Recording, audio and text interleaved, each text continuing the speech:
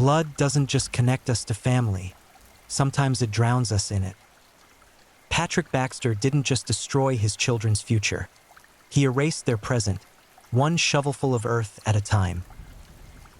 Welcome to True Crime Headquarters, where the stories get darker and the truth cuts deeper. I'm glad you're here. Tonight, we're diving into 4 chilling stories you don't want to miss. If you enjoy these late-night truths, please like, comment, and subscribe. It helps the channel grow and keeps these stories alive. This is the story of the father who buried his children alive. Now, relax, take a deep breath, and let's begin. Don't forget to subscribe if you haven't already. We're diving into the nightmare of a man who should have been a protector but became an executioner. Patrick Baxter didn't kill strangers in dark alleys or hunt victims through shadowed streets. No, his hunting ground was far more sinister. It was the place his children called home, where trust was supposed to shield them from the world's cruelty. But on one godforsaken night, that sanctuary transformed into a graveyard, and the hands that once cradled tiny fingers became the instruments of their annihilation. This isn't just another tale of domestic horror. This is the story of how a father's rage became a death sentence, how love twisted into something monstrous, and how 2 innocent souls found themselves buried not just beneath the soil, but beneath the suffocating weight of a parent's unforgivable sins. Patrick Baxter wore his ordinariness like armor, blending seamlessly into the fabric of suburban Australian life where neighbors waved over fences and children's laughter echoed through cul-de-sacs. On the surface, he was unremarkable. A tradesman with calloused hands and a weathered face, the kind of man you'd pass at the hardware store without a second glance. But normalcy is often just a costume, and beneath Patrick's everyday exterior lurked something far darker, something that festered in silence, waiting for the perfect moment to emerge. His home in the northern suburbs of Adelaide should have been a refuge, a place where childhood memories were supposed to be forged in warmth and security. Instead, it became a prison where fear wore the face of fatherhood. Patrick's relationship with his children, 2 bright souls who deserved every chance at happiness, had deteriorated into something toxic, something that twisted natural paternal authority into tyrannical control. The warning signs were always there, whispered in hushed tones by those who knew the family, visible in the way his children's eyes would dart nervously when his truck pulled into the driveway.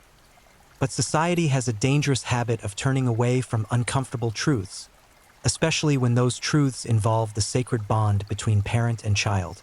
We convince ourselves that what happens behind closed doors is private, that family matters should remain family business. We ignore the trembling voices, the unexplained bruises, the sudden silences that fall like guillotine blades when certain names are mentioned.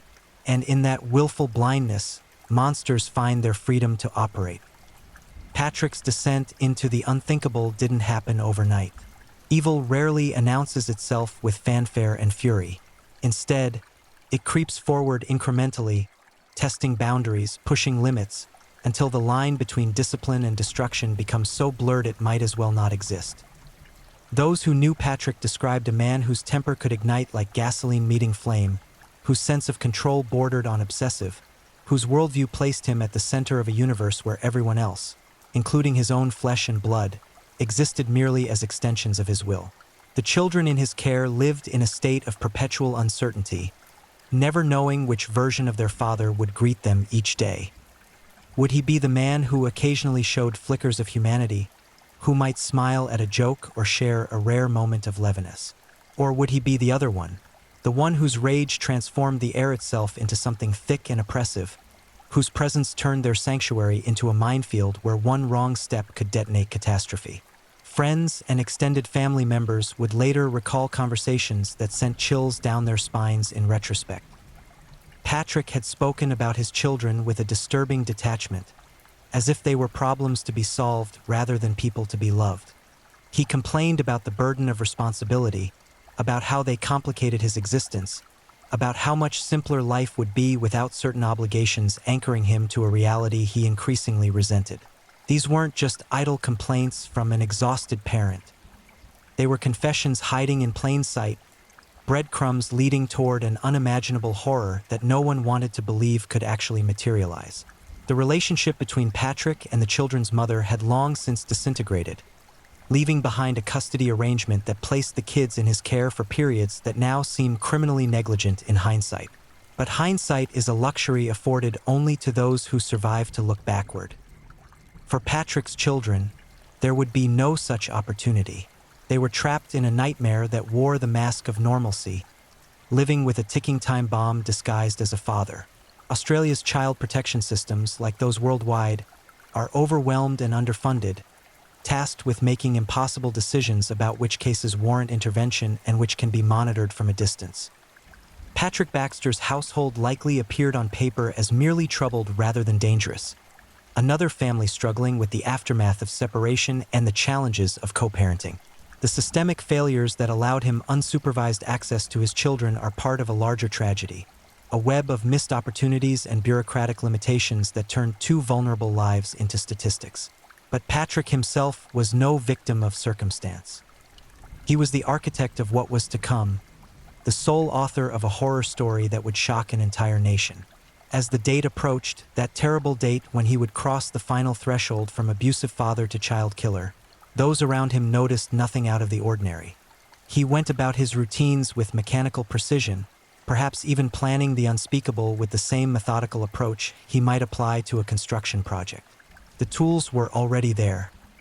The location was already selected. All that remained was for him to make the choice that would transform him from human into monster. And on that choice, on that single decision to act upon the darkest impulses that had been building inside him like pressure behind a dam, everything turned. The mundane became macabre. The familiar became fatal.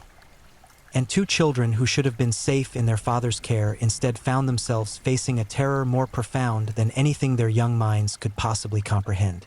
What drives a parent to such unfathomable evil? Psychologists and criminologists have spent decades trying to understand the mechanisms that allow someone to harm their own offspring. Some point to narcissistic personality disorders, where children are viewed not as independent beings but as possessions to be controlled or discarded. Others highlight the role of explosive rage disorders, where anger bypasses all rational thought and floods the system with a desire to destroy whatever triggered the emotion.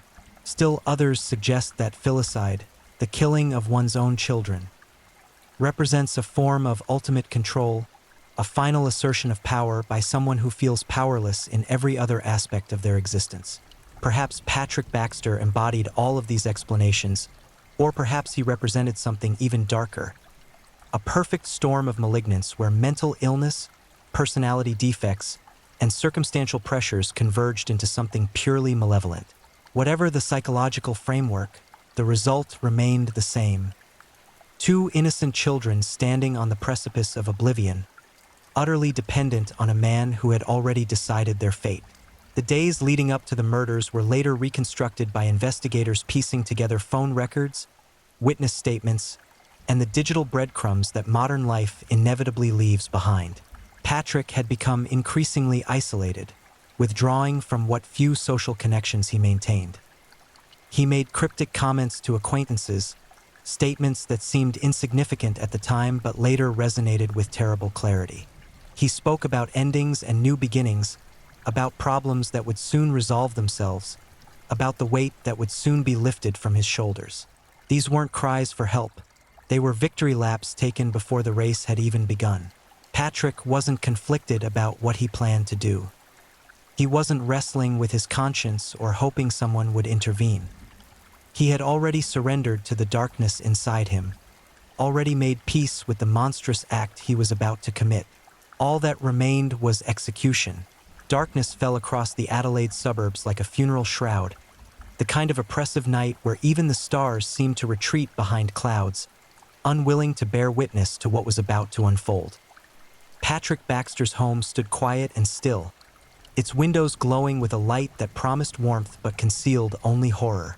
Inside those walls, two children went about their evening routines, perhaps sensing something amiss in the air's thickness, perhaps noticing the strange tension in their father's movements, but still trapped by the terrible vulnerability of youth, the inability to protect oneself against those who are supposed to provide protection.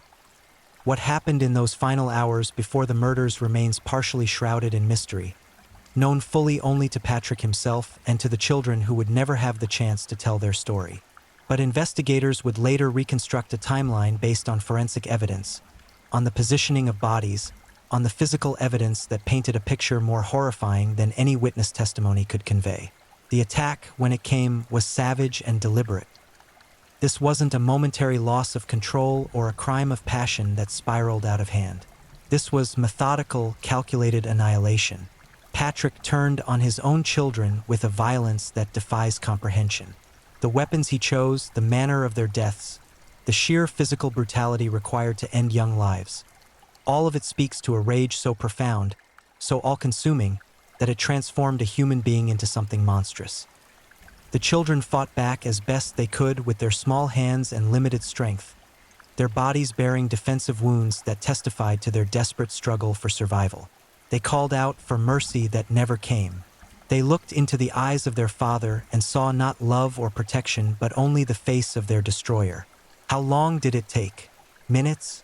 Hours? Each second must have stretched into eternity for those children, each moment of terror feeling like a lifetime compressed into fragments of pure horror. They died hard. They died afraid. They died knowing that the one person in the world who should have shielded them from harm was instead the source of their destruction. But Patrick's evil didn't end with murder. In perhaps the most chilling aspect of this entire nightmare, he then set about disposing of his children's bodies with the same cold efficiency he might apply to any unwanted refuse. He wrapped their small forms, bodies that he had once held as infants, that had once represented hope and future and the continuation of his genetic line, and transported them to a location he had apparently selected in advance. The burial site was remote, carefully chosen to minimize the chance of discovery, demonstrating a level of premeditation that makes claims of temporary insanity ring hollow. He dug graves in the earth, physical manifestations of the spiritual void where his humanity should have resided. The soil accepted his children's bodies, covering them layer by layer, concealing them from the world that should have protected them. Did Patrick feel anything as he worked? Did remorse creep into his consciousness as he looked down at what he had done? Or had he already sealed himself off from such emotions, transforming into something incapable of feeling anything beyond the immediate satisfaction of having exerted ultimate control? When the graves were filled and the earth packed down, Patrick Baxter returned home and went about the business of establishing his alibi, of creating the narrative that would explain his children's disappearance without implicating himself in their deaths. He cleaned the crime scene with bleach and water, scrubbing away the physical evidence of his atrocity. He disposed of bloodied clothing and murder weapons. He rehearsed his story, preparing for the inevitable questions that would come when others realized the children were missing. But murder has a way of leaving traces that no amount of cleaning can eliminate. Blood seeps into floorboards, DNA clings to surfaces, and guilt, no matter how deeply buried, has a tendency to resurface when pressure is applied. Patrick's performance of innocence would be tested soon enough, when concern about the children's whereabouts transformed into official investigation, when authorities began asking questions he couldn't adequately answer. The initial missing persons report came from the children's mother, who had been trying unsuccessfully to contact her kids during their scheduled stay with Patrick. Her growing anxiety met dismissive responses from Patrick, who offered vague explanations and excuses that grew increasingly transparent as time passed. She knew something was terribly wrong, a mother's instinct screaming that her babies were in danger or worse, but translating that instinct into action through official channels proved frustratingly slow.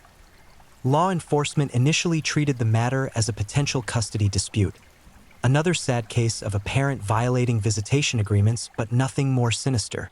This initial categorization cost precious hours, delays that would haunt the investigators who later realized they had been dealing with double homicide rather than parental kidnapping. When they finally elevated the case's priority and began pressing Patrick with serious questions, his facade began to crack almost immediately. Patrick was not a sophisticated criminal. He lacked the intelligence and emotional control required to maintain deception under sustained interrogation. When detectives applied pressure, when they confronted him with inconsistencies in his timeline and gaps in his explanations. When they made clear that they knew something terrible had happened to those children, Patrick's resistance crumbled. The confession that emerged was shocking not for its remorse. There was precious little of that, but for its casual tone, as if he were describing minor infractions rather than the ultimate betrayal of parental trust. He led police to the burial site with the same mechanical detachment he had displayed throughout the investigation, pointing out landmarks and providing directions as if guiding someone to a picnic spot rather than the graves of his own children. When investigators began excavating the site, when shovels hit the first signs of what lay beneath, even hardened detectives who had seen countless horrors found themselves struggling with the emotional weight of what they were uncovering. These weren't strangers. These weren't victims of random violence. These were children who should have been safe, whose father should have defended them against the world's cruelty rather than embodying it. The bodies, when recovered, told their story through the language of wounds and positioning, through forensic evidence that confirmed the brutal nature of their deaths and the suffering they had endured. Medical examiners documented every injury with clinical precision, building a case that would leave no room for doubt about Patrick Baxter's guilt or the monstrous nature of his crimes. The children had defensive wounds on their hands and arms. They had blunt force trauma to their heads and bodies. They had died over time rather than instantly, meaning their final moments were extended stretches of agony and terror. News of the discoveries spread rapidly through the community and then nationwide, generating a wave of shock and revulsion that transcended typical reactions to crime. Australia, like many developed nations, prides itself on being safe and civilized, a place where such horrors might be read about happening elsewhere, but not in familiar suburbs where people recognize their neighbors and children play in streets illuminated by lamplight.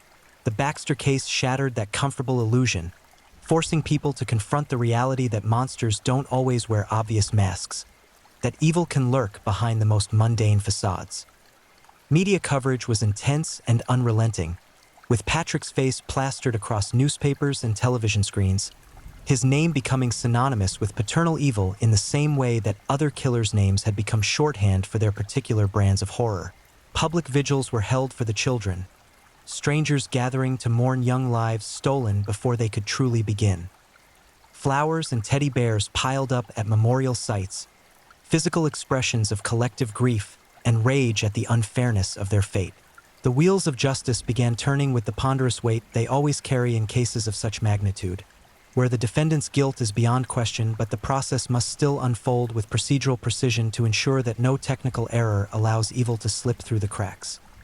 Patrick Baxter stood charged with 2 counts of murder, the most serious offenses in the criminal code, carrying potential penalties up to and including life imprisonment without possibility of parole. The prosecution's case was overwhelming. Physical evidence, forensic testimony, and Patrick's own confession combining to create an ironclad argument for conviction. But the legal system is not designed for simple efficiency or immediate gratification. It moves deliberately, ensuring that even the most despicable defendants receive their constitutional protections and due process rights. Patrick's defense attorneys, fulfilling their professional obligations despite the revulsion they surely felt, attempted to construct arguments for mitigation if not acquittal. They suggested mental illness, diminished capacity, temporary insanity. Any framework that might explain without excusing, that might preserve some fragment of Patrick's humanity in the face of his inhuman actions. Psychiatric evaluations were conducted, with mental health professionals attempting to peer inside Patrick's psychological landscape and map the terrain that had produced such catastrophic violence. Some found evidence of personality disorders, of narcissistic traits and emotional dysregulation that might predispose someone toward explosive violence. Others noted depression and substance use issues that could have impaired judgment. But none could definitively explain why Patrick had made the specific choice to murder his children rather than simply walking away from parental responsibility through legal channels. The gap between having psychological issues and committing filicide remained unbridged by any satisfying explanation. The prosecution dismissed these mitigation attempts with surgical precision, arguing that regardless of whatever mental health challenges Patrick faced, he had demonstrated clear capacity for planning, for understanding the consequences of his actions, and for attempting to conceal his crimes afterward. He knew what he was doing was wrong, evidenced by his efforts to hide the bodies and establish alibis. He was capable of controlling his behavior when it suited him, evidenced by his ability to function normally in other contexts. The murders were not the product of mental illness but of choice, and Patrick Baxter needed to be held fully accountable for the choices he had made. As the trial progressed, a parade of witnesses provided testimony that filled in the details of Patrick's character and his relationship with the victims. Extended family members described the children with heartbreaking detail. Their personalities, their dreams, their quirks and habits that had made them unique individuals rather than just statistics in a criminal case. They spoke of birthday parties and school achievements, of laughter and innocence, and all the potential that had been snuffed out by Patrick's violence. Their testimony served not just to establish facts, but to ensure that the jury understood precisely what had been lost, that they saw the victims as fully human rather than abstract concepts. Former partners and acquaintances of Patrick painted a darker picture, describing his volatile temper, his controlling behavior, his tendency toward violence when he felt disrespected or challenged. They recounted incidents of abuse and intimidation, patterns of behavior that showed the murders were not aberrations but escalations, the logical endpoint of a trajectory that had been building for years. The prosecution used this testimony to establish that Patrick was not a fundamentally good man who had one terrible moment, but rather someone whose character was fundamentally flawed, whose capacity for violence had always lurked beneath the surface waiting for the right trigger. Expert witnesses from forensic pathology took the stand to describe the children's injuries in clinical detail, walking the jury through autopsy reports and photographic evidence that forced them to confront the physical reality of what Patrick had done. These were perhaps the most difficult moments of the trial, as hardened professionals described fatal wounds inflicted on small bodies, as they explained the sequence of trauma that had led to death, as they made clear beyond any doubt that these children had suffered terribly before finally succumbing. Jurors wept openly. Spectators left the courtroom unable to continue watching. Even the judge, who had presided over countless criminal cases, appeared visibly shaken. Patrick himself sat through the trial with an effect that witnesses described as eerily flat, neither weeping with remorse nor showing signs of the rage that had driven his crimes. He was a void where a human being should have been, present physically but absent in any meaningful emotional sense. His occasional attempts to show emotion came across as performative rather than genuine, calculated efforts to manipulate perception rather than authentic expressions of regret. The jury noticed, the public noticed, and Patrick's fate was sealed long before the closing arguments concluded. The prosecution's closing statement was powerful in its simplicity, stripping away all the psychological jargon and legal technicalities to expose the core truth. Patrick Baxter had murdered his own children in cold blood, had robbed them of their futures and their family of their presence, and deserved the maximum punishment available under law. There could be no redemption for such acts. There could be no rehabilitation for someone who had crossed such fundamental moral boundaries. Society's only recourse was to remove Patrick permanently from their midst, to ensure he never again had the opportunity to harm another living soul. The defense made their own closing arguments, pleading for mercy on grounds of mental illness and diminished capacity, asking the jury to recognize that Patrick was himself in some sense a victim of psychological forces beyond his control. But their words rang hollow against the weight of evidence, against the memory of tiny bodies pulled from shallow graves, against the simple reality that Patrick had chosen to become a monster when other choices were always available to him. The jury deliberated for less than a full day before returning with their verdict: guilty on all counts. The courtroom erupted in a mixture of relief and anguish, with the victims' family members openly sobbing as the word "guilty" echoed through the chamber. Patrick showed little reaction, perhaps having already resigned himself to this outcome, perhaps incapable of processing emotion in any meaningful way.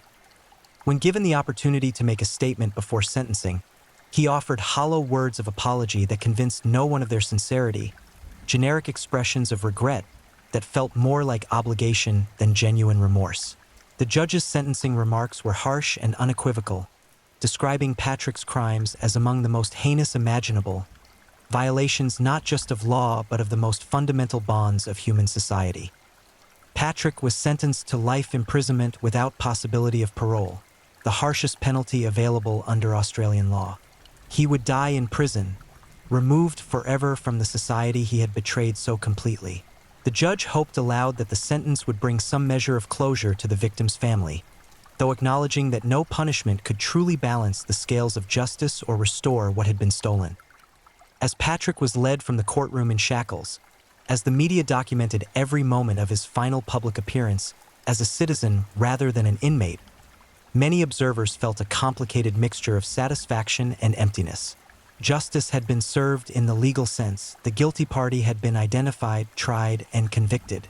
But the children were still dead. Their potential was still unrealized. And no amount of punishment inflicted on Patrick could change those fundamental facts. The trial's conclusion marked an end to one chapter, but not to the grief and trauma that would continue radiating outward from Patrick's actions. The victim's family faced a lifetime of processing their loss, of wondering what might have been, of struggling with survivor's guilt and the terrible knowledge that the person responsible for this horror had once been someone they knew, perhaps even loved in some complicated way. The community struggled to reconcile its sense of safety and normalcy with the knowledge that such evil had existed in their midst undetected. And the child protection system faced renewed scrutiny and calls for reform from advocates who insisted that Patrick's children represented preventable deaths, failures of a system that should have identified the danger and intervened before tragedy became inevitable. Patrick Baxter vanished into the prison system, swallowed by the machinery of incarceration that would define the remainder of his existence. Life behind bars for a child killer is notoriously harsh, as even among criminals there exists a hierarchy of acceptable offenses, and those who harm children occupy the lowest rung. Patrick would spend his years looking over his shoulder, navigating threats from fellow inmates who viewed him as the worst kind of predator, isolated in protective custody or constantly moving between facilities as authorities tried to keep him safe despite the revulsion his crimes inspired. But this story's impact extended far beyond Patrick's personal fate. The children he murdered left behind a wake of devastation that touched everyone connected to them. Family members who would never recover from their loss, friends who would carry the trauma of their deaths through their own childhoods, teachers and neighbors who replayed their interactions with the victims, searching for signs they might have missed, warnings they might have heeded. The children's mother became a public advocate for child protection reform, channeling her grief into action designed to prevent other families from suffering similar tragedies. She spoke at legislative hearings and community forums, describing the warning signs that had been visible before Patrick's crimes, the systemic failures that had allowed him continued access to victims despite red flags that should have triggered intervention.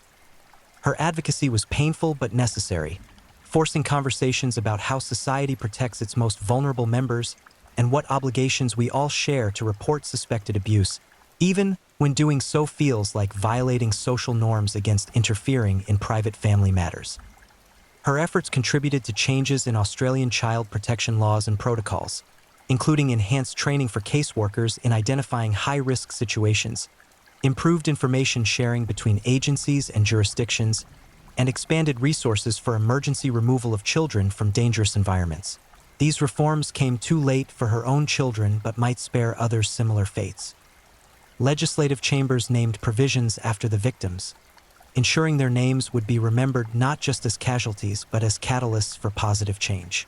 The case also sparked broader discussions about domestic violence, toxic masculinity, and the ways society enables abusive men by defaulting to assumptions about parental rights over child safety. Experts pointed to troubling statistics showing that men separated from their partners commit a disproportionate share of family violence, that the period during and immediately after relationship dissolution represents elevated danger for both former partners and children. Patrick's crimes were extreme but existed along a continuum of domestic violence that claims lives regularly, usually without generating headlines or inspiring reforms. Mental health professionals used the case to highlight the intersection between untreated psychiatric illness and violence, noting that while the vast majority of mentally ill individuals never harm anyone, certain conditions and contexts can increase risk in ways that demand clinical intervention and sometimes involuntary treatment. They pushed for better access to mental health services, for removing stigma that prevents people from seeking help, for creating early warning systems that might identify individuals deteriorating toward crisis before violence becomes inevitable. In the broader cultural conversation, Patrick Baxter's name joined the grim roster of family annihilators, parents who kill their offspring in acts that combine homicide with perverse assertions of ownership and control. Researchers who study such cases note common patterns: deteriorating financial situations, relationship breakdowns, substance abuse, and above all, a narcissistic worldview that views children as possessions rather than independent beings with their own rights to life and safety. Understanding these patterns doesn't excuse the crimes, but might help identify future cases before they reach their terrible conclusions. The community where Patrick's crimes occurred struggled to process their collective trauma and guilt. Neighbors replayed interactions in their minds, wondering if they could have intervened, if a call to authorities might have prevented the murders. Community meetings turned into group therapy sessions where people shared their anguish and their determination to be more vigilant going forward, to create networks of watchfulness that might catch warning signs earlier. Some moved away, unable to live with the memories that haunted familiar streets. Others stayed and turned their pain into action, volunteering with child advocacy organizations and domestic violence prevention programs. Years have passed since Patrick Baxter murdered his children, but the wounds his crimes inflicted continue to seep. The victims' family members mark birthdays that will never be celebrated, graduations that will never occur, weddings that will never be planned. They live with the permanent absence of beloved children who should still be present, whose laughter should still fill homes, whose futures should still be unfolding. Grief counselors speak of ambiguous loss, the particular torture of knowing that someone is gone forever but struggling to accept that reality. For the families, every holiday becomes a minefield, every milestone a reminder of what was stolen. Former friends of the children have had to navigate their own complicated grief, processing loss at ages when death should still feel distant and abstract. Some developed anxiety and depression, their sense of safety in the world fundamentally shattered by learning that fathers can murder their children. Others became advocates themselves, speaking in schools about abuse awareness and the importance of telling trusted adults when something feels wrong. They carry their friends' memories forward, ensuring that the victims are remembered as more than just footnotes in a crime story, but as real children who were loved and who deserved better than they received. The justice system continues processing the case's aftermath through civil proceedings and victims' rights claims. Financial compensation was sought and received, though no amount of money can restore what was lost. Lawsuits targeted agencies that had contact with the family before the murders, alleging negligence in failing to identify and respond to danger signs. Some settled out of court while others were dismissed, but the legal maneuvering provided at least some measure of accountability beyond Patrick's criminal conviction. Within the prison where Patrick serves his sentence, psychologists have attempted to understand what makes a person capable of such acts. Patrick has participated sporadically in therapy and evaluations, though whether out of genuine desire for insight or simply to break up the monotony of incarceration remains unclear. He has shown no meaningful remorse according to those who have interviewed him, discussing his crimes with emotional detachment that suggests either profound psychological damage or simply the absence of whatever neurological components normally generate empathy and guilt. Some experts theorize that Patrick was essentially a psychopath, someone born without the capacity for normal emotional connection, who viewed his children as obstacles rather than human beings worthy of love and protection. Others suggest his crimes resulted from accumulated trauma and mental illness that warped his thinking to the point where violence seemed logical. The truth likely combines multiple factors into a toxic mixture that produced catastrophe. But understanding why Patrick did what he did matters less than accepting that he did it and ensuring he never has the opportunity to harm anyone again. The children's graves, once crime scenes shrouded in horror, have been transformed into memorial sites where flowers appear regularly, where people who never knew the victims come to pay respects and reflect on the fragility of innocence. Memorial plaques bear the children's names and dates, marking the two brief spans of their existences. On anniversaries of their deaths and birthdays, larger gatherings occur as community members join family in collective remembrance, lighting candles and sharing stories that keep the victims' memories alive. Educational institutions have incorporated the case into training programs for social workers, law enforcement officers, and medical professionals who encounter families in crisis. Case studies dissect what went wrong, identifying decision points where different choices might have altered outcomes. The goal is not to assign blame retroactively, but to improve future responses, to create systems that err on the side of protecting children even when doing so means uncomfortable interventions into family privacy. Legislators continue debating the proper balance between parental rights and child protection, with Patrick's crimes invoked regularly in arguments for stricter monitoring and lower thresholds for state intervention. Some worry about overcorrection, about creating systems so intrusive that they violate privacy and due process without actually improving safety. Others argue that we haven't gone far enough, that children continue dying at the hands of parents who should have been identified as threats earlier. The conversation continues without clear resolution, reflecting the genuine difficulty of predicting violence and intervening effectively without creating new problems. As time passes and public attention shifts to newer tragedies, Patrick Baxter's crimes risk fading from collective memory, becoming just another historical case studied by criminologists and true crime enthusiasts, but forgotten by the broader population. This forgetting is both natural and troubling. Natural because we cannot maintain perpetual focus on every tragedy. Troubling because the lessons his crimes teach remain desperately relevant. Children are still being abused and murdered by parents. Warning signs are still being missed or ignored, and systems meant to protect the vulnerable still fail with disturbing regularity. The victims of Patrick Baxter deserved better than they received. Better from their father, better from the systems meant to protect them, better from a society that should have ensured their safety. They deserve childhoods full of joy and discovery, adolescences of growth and self-discovery, adulthoods of possibility and contribution. Instead, they got terror and darkness and premature death at the hands of someone who should have cherished them above all else. We cannot restore what was taken from them. We cannot undo the horror of their final moments or erase the suffering they endured.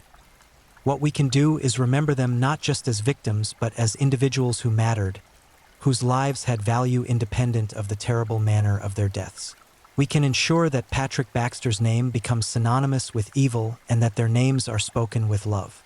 We can commit ourselves to creating systems and communities that take child protection seriously enough to intervene when danger signals appear, even when intervention feels uncomfortable or intrusive.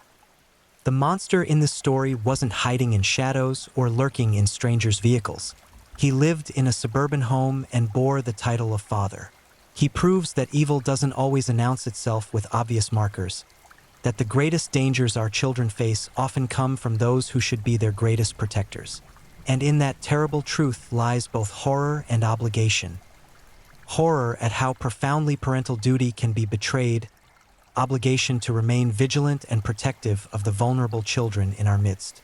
Patrick Baxter's story ends with him behind bars, removed from society until death releases him from a prison sentence that can never truly balance the scales of justice. The children's story ends in graves that should never have been dug, in futures that should never have been stolen. Our story, as a society that failed them, continues with the choices we make about how seriously we take our collective responsibility to protect those who cannot protect themselves. May their memory be eternal. May their deaths not be in vain. And may we never forget that monsters can wear the masks of fathers. If you're new here, welcome to the channel, where we dive into true crime stories with calmness and respect. A special shout out to my amazing subscribers who've been with me from the start. Thank you for your incredible support.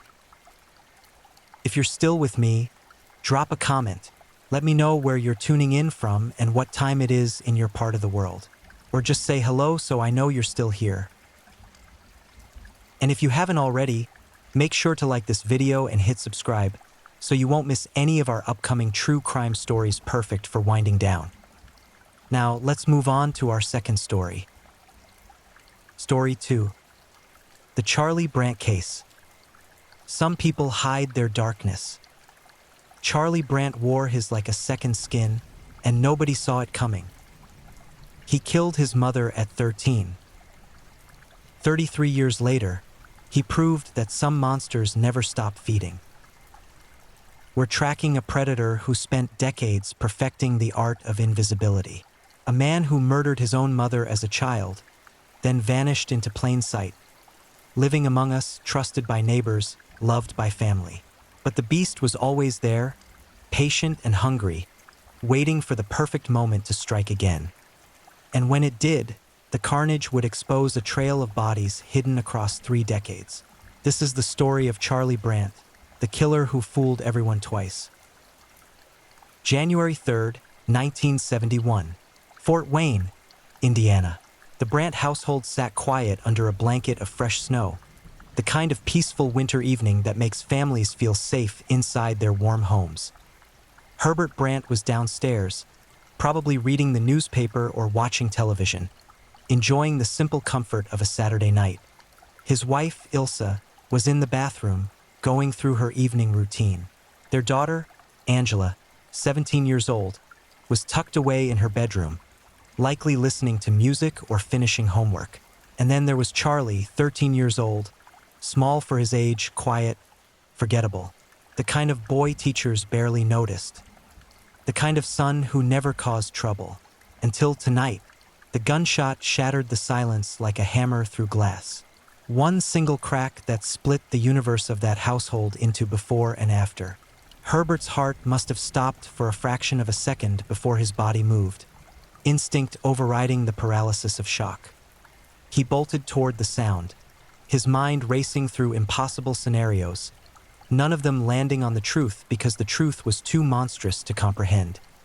He found Ilsa first, his wife, the woman he'd built a life with, crumpled on the bathroom floor in a spreading pool of crimson. The bullet had torn through her skull, stealing her away in an instant. Herbert's world collapsed inward, a singularity of grief and horror.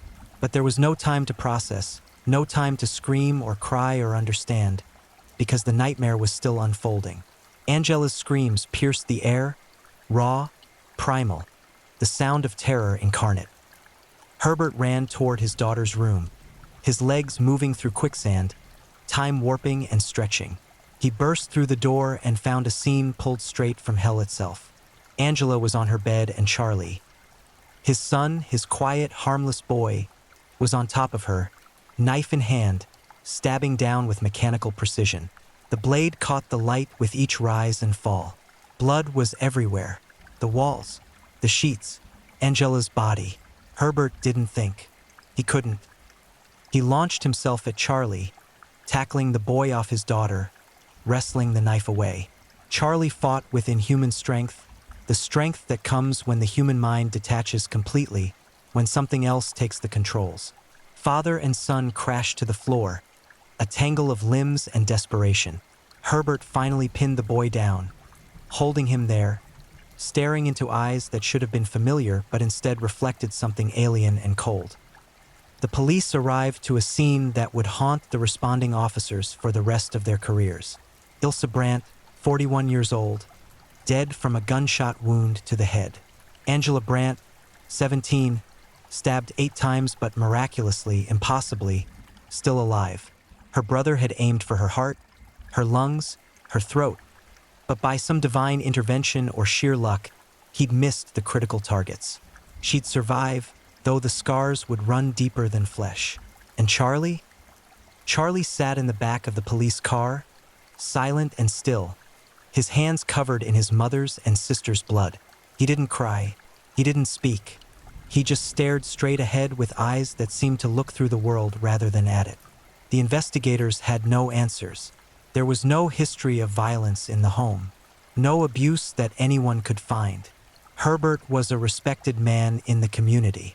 Ilsa was beloved by neighbors. Angela was a normal teenager. And Charlie? Charlie was nobody. A ghost of a kid. When they interviewed his teachers, classmates, neighbors, the response was universal. I barely remember him. He was so quiet. He never caused problems. But something had been growing inside that quiet boy. Something dark and patient and hungry. Psychiatrists would later attempt to dissect his mind, to find the broken piece, the trauma, the explanation. They found nothing conclusive. No sexual abuse, no head injury, no clear catalyst. It was as if the capacity for monstrous violence had simply been woven into his DNA, dormant until some internal timer clicked over and unleashed hell. The court system didn't know what to do with a 13-year-old matricide. He was too young to fully understand the consequences of his actions, the lawyers argued. He needed treatment, not punishment. He was just a child, they said. Just a confused, troubled child who could be fixed with the right medication and therapy. So they sent him to a psychiatric facility, not a prison but a hospital, a place where doctors would probe his mind, where medications would allegedly rewire whatever misfired synapses had caused the explosion of violence. Charlie Brandt, the boy who murdered his mother and tried to kill his sister, would be treated and rehabilitated. He'd get better. He'd be safe to release back into society. They were catastrophically wrong. Charlie spent just 1 year in psychiatric care. 1 year to treat a child capable of such calculated brutality. The doctors said he was making excellent progress. He was compliant with medication. He participated in therapy. He showed remorse, at least he said the words that sounded like remorse. He learned quickly what they wanted to hear, and he gave it to them in carefully measured doses. In 1973, at 14 years old, Charlie Brandt was released. The system deemed him no longer a threat. His records were sealed, buried under juvenile protection laws. His past was erased, wiped clean like a reset button on a broken machine. He was given a second chance at life, a fresh start, a clean slate, and he used that clean slate to become a master of deception. He moved through the years that followed like a specter, leaving barely a footprint. He graduated high school without incident. He learned a trade as a wallpaper hanger, a profession that required precision, patience, attention to detail. He was good at it. He was good at everything that required control and careful execution.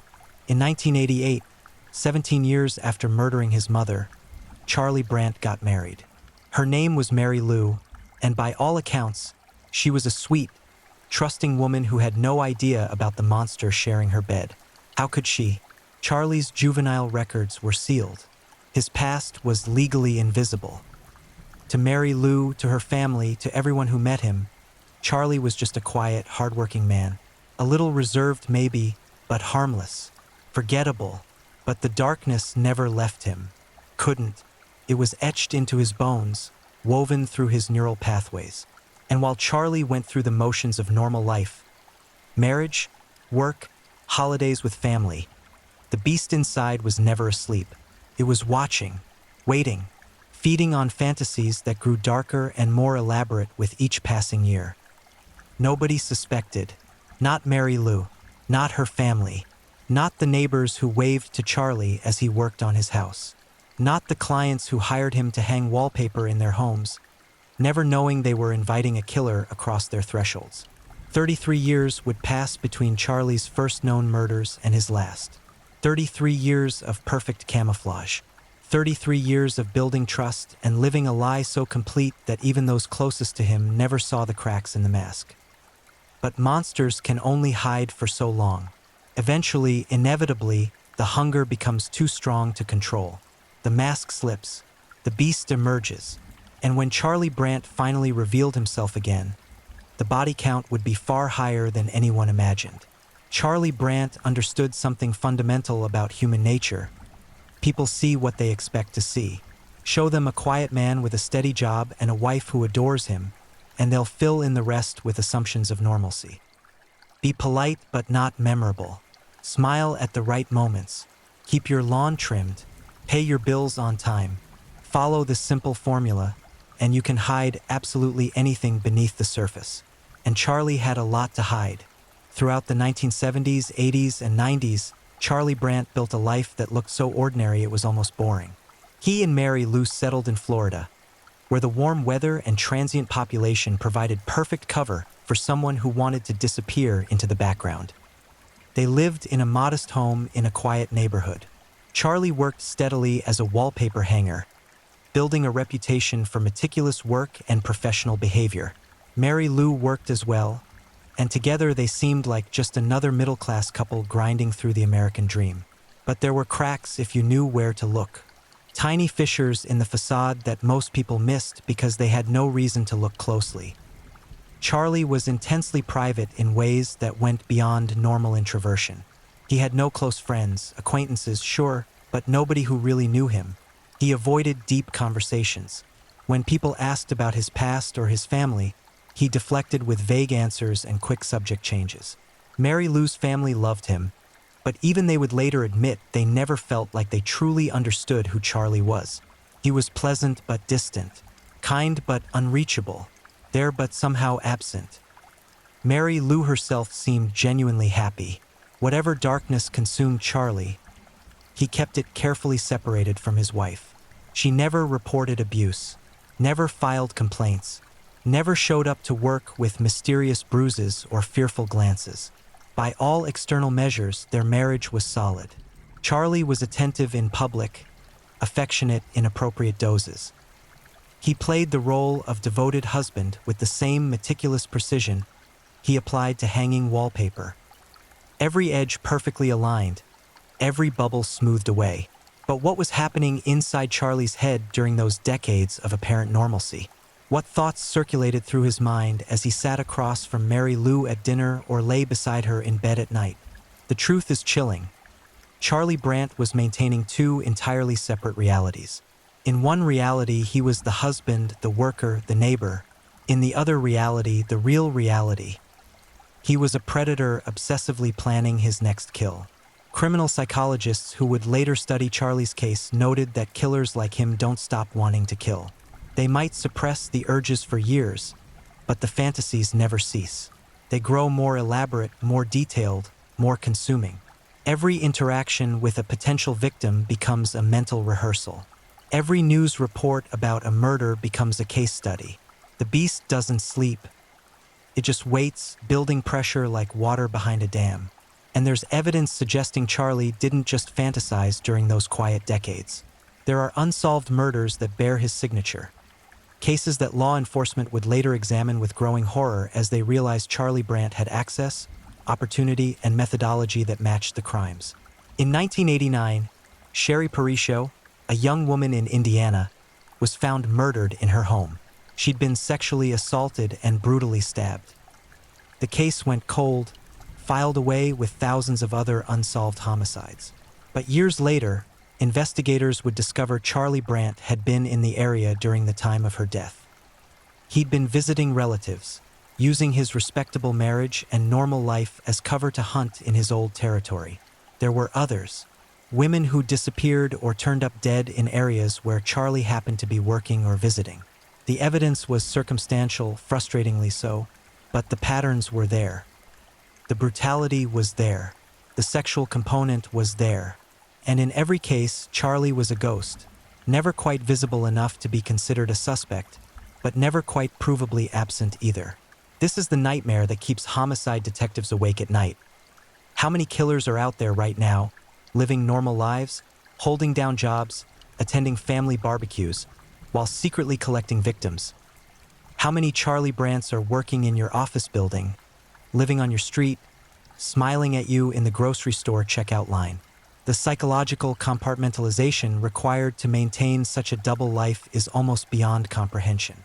Most people experience cognitive dissonance when their actions don't align with their self-image. But psychopaths like Charlie don't have this problem. They don't experience guilt or shame the way normal people do. They don't lie awake wrestling with their conscience because they don't have a conscience in any meaningful sense. For Charlie, murdering women wasn't a moral transgression. It was simply something he did, as natural and necessary as eating or breathing. Mary Lou never suspected. How could she? When you love someone, you make yourself vulnerable to them. You assume their smile is genuine, their affection real, their humanity intact. The possibility that you're sleeping next to a monster is so psychologically destabilizing that your brain actively defends against it. Denial isn't just a river in Egypt. It's a survival mechanism that protects us from truths too horrible to process. But Charlie's ability to maintain his mask was about to be tested in ways he couldn't control. Because in 2004, Circumstances would conspire to place him in a situation where the pressure became too great, the opportunity too perfect, and the beast too hungry to remain caged. Hurricane Charlie was coming. The storm approached Florida's Gulf Coast in August 2004 as a Category 4 monster, packing winds of 150 miles per hour and a storm surge that would devastate everything in its path. Mandatory evacuations were ordered. People fled inland by the thousands, clogging highways and flooding hotels. The normal social order broke down as survival instinct took over. For most people, a major hurricane represents chaos and danger, something to escape from. But for Charlie Brandt, Hurricane Charlie represented something else entirely: opportunity. In the confusion of evacuation, in the empty neighborhoods and abandoned homes, in the breakdown of normal surveillance and routine, a predator could move freely. Victims would be isolated and vulnerable. Witnesses would be gone. Evidence could be washed away in the storm. Charlie and Mary Lou evacuated to the home of Mary Lou's niece, Michelle Jones, and her husband, Terry. Michelle lived in Brevard County, outside the direct path of the hurricane, but close enough to offer safe harbor for family fleeing the storm. It was meant to be a temporary arrangement. A few days of crowding together, riding out the weather, then returning home once the danger passed. Michelle welcomed her aunt and uncle warmly. She had no reason not to. Uncle Charlie was quiet as always, but he'd been part of the family for years. He was family. You trust family. You let them into your home. You turn your back on them because the possibility that they might be dangerous simply doesn't compute. But Charlie Brandt had been waiting 33 years for exactly this kind of opportunity. An opportunity where circumstances aligned perfectly, where he would have access to victims without witnesses, where the chaos of a natural disaster would provide cover for unnatural horrors. The hurricane was coming, but the real storm was already inside Michelle's house. It had been invited in, welcomed, given a place to sleep and food to eat. And it was waiting for everyone else to fall asleep so it could finally, after 3 decades of restraint, feed again. Michelle Jones had 48 hours left to live. She just didn't know it yet. Neither did Mary Lou. Both women went about their evening routines completely unaware that Charlie Brandt, devoted husband, reliable uncle, quiet wallpaper hanger, was mentally preparing to commit atrocities that would shock even hardened homicide detectives. The mask was about to come off. And when it did, the monster underneath would be more terrifying than anyone imagined. September 13th, 2004. Hurricane Charlie had already torn through Florida's Gulf Coast, leaving destruction in its wake. The storm was weakening as it moved inland, but the aftermath was still chaotic. Downed power lines, flooded streets, emergency services stretched to their breaking point. In Brevard County, Michelle Jones's home had weathered the storm without serious damage. She, her husband Terry, and their guests Mary Lou and Charlie Brandt were settling into the strange limbo that follows a major hurricane, waiting for power to be restored, checking on neighbors, assessing damage, slowly returning to normalcy. But normalcy was an illusion, because inside that house, Charlie Brandt was no longer suppressing the beast. The perfect circumstances had aligned, and his mind had already committed to what came next. He'd been planning it from the moment they'd arrived. Every conversation, every smile, every mundane interaction had been a performance, while his real thoughts calculated angles and timing and methods. Michelle Jones was 39 years old, blonde, petite, Charlie's type, investigators would later realize. She fit the profile of every woman Charlie fantasized about destroying. And now she was isolated, vulnerable, trapped in a house with a killer who'd spent decades preparing for exactly this moment. Terry Jones left for work in the morning. He was a doctor, and the hospital needed every available hand in the storm's aftermath. He kissed Michelle goodbye, nodded to Mary Lou and Charlie, and drove off, leaving his wife alone with her aunt and uncle. It seemed perfectly safe. They were family. What could possibly go wrong? Everything could go wrong. Everything did go wrong. The exact sequence of events may never be fully known because only one person survived to tell the story, and he's not talking anymore.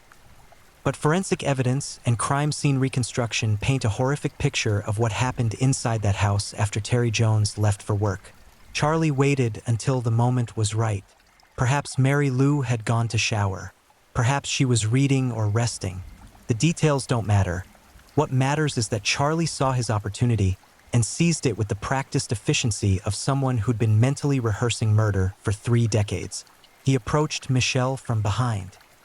No confrontation, no warning. The attack was sudden and overwhelming. Charlie wasn't a large man, but he had surprise on his side, and he knew exactly what he was doing. Michelle never had a chance to fight back effectively, never had time to scream loud enough to bring help. Charlie stabbed her multiple times, each wound placed with precision. This wasn't a frenzied attack. It was methodical, controlled. The work of someone who'd done this before, or at least thought about it so many times that the muscle memory was already established. Michelle bled out in her own home, murdered by her uncle while her aunt was somewhere else in the house, oblivious to the atrocity unfolding rooms away. But killing Michelle wasn't enough. For Charlie Brandt, murder was only the beginning. What he did next revealed the true depths of his depravity. After Michelle was dead, Charlie mutilated her corpse. He decapitated her. He removed her heart. These weren't actions driven by panic or necessity. They were ritualistic. Signature behaviors that spoke to deep psychological pathology. Charlie was fulfilling fantasies he'd nurtured for decades, acting out scenarios that had played in his mind thousands of times. And then Mary Lou discovered what her husband had become. Imagine the horror of that moment. You've been married to a man for 16 years. You've shared a bed with him, eaten meals with him, built a life with him. You trust him completely, and then you walk into a room and see him standing over your niece's mutilated body, covered in blood, holding implements of butchery, and in that split second, your entire reality shatters. Every memory recontextualizes. Every kind gesture becomes suspect. Every tender moment reveals itself as a lie. The man you loved never existed. You've been sleeping next to a monster wearing a human suit. Mary Lou must have screamed. She must have tried to run. But there was nowhere to go and no one to help. Charlie was between her and the door, and he'd already crossed a line he could never uncross. There could be no witnesses, no one to tell the story, no one to expose what he really was. He killed Mary Lou in that house, silencing the one person who could have testified to his decades of deception. The woman who'd loved him, trusted him, believed in him. She died probably still not understanding how this was possible, how the quiet man she'd married could be capable of such monstrous acts. But Charlie wasn't done. With both women dead, he had time. Terry wouldn't be home from work for hours. The neighborhood was still recovering from the hurricane. People were focused on their own problems, not paying attention to what was happening behind closed doors. Charlie could work without interruption. He spent time with the bodies. Exactly what he did is known only through forensic evidence, and some of those details are too disturbing to recount in full.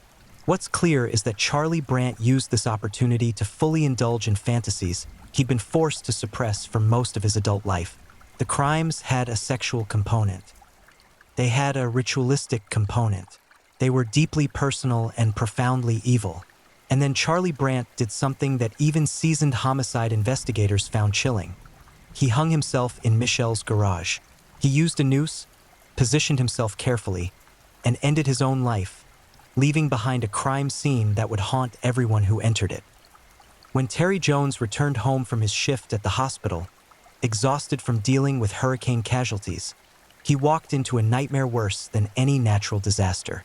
His wife was dead, butchered in their own home.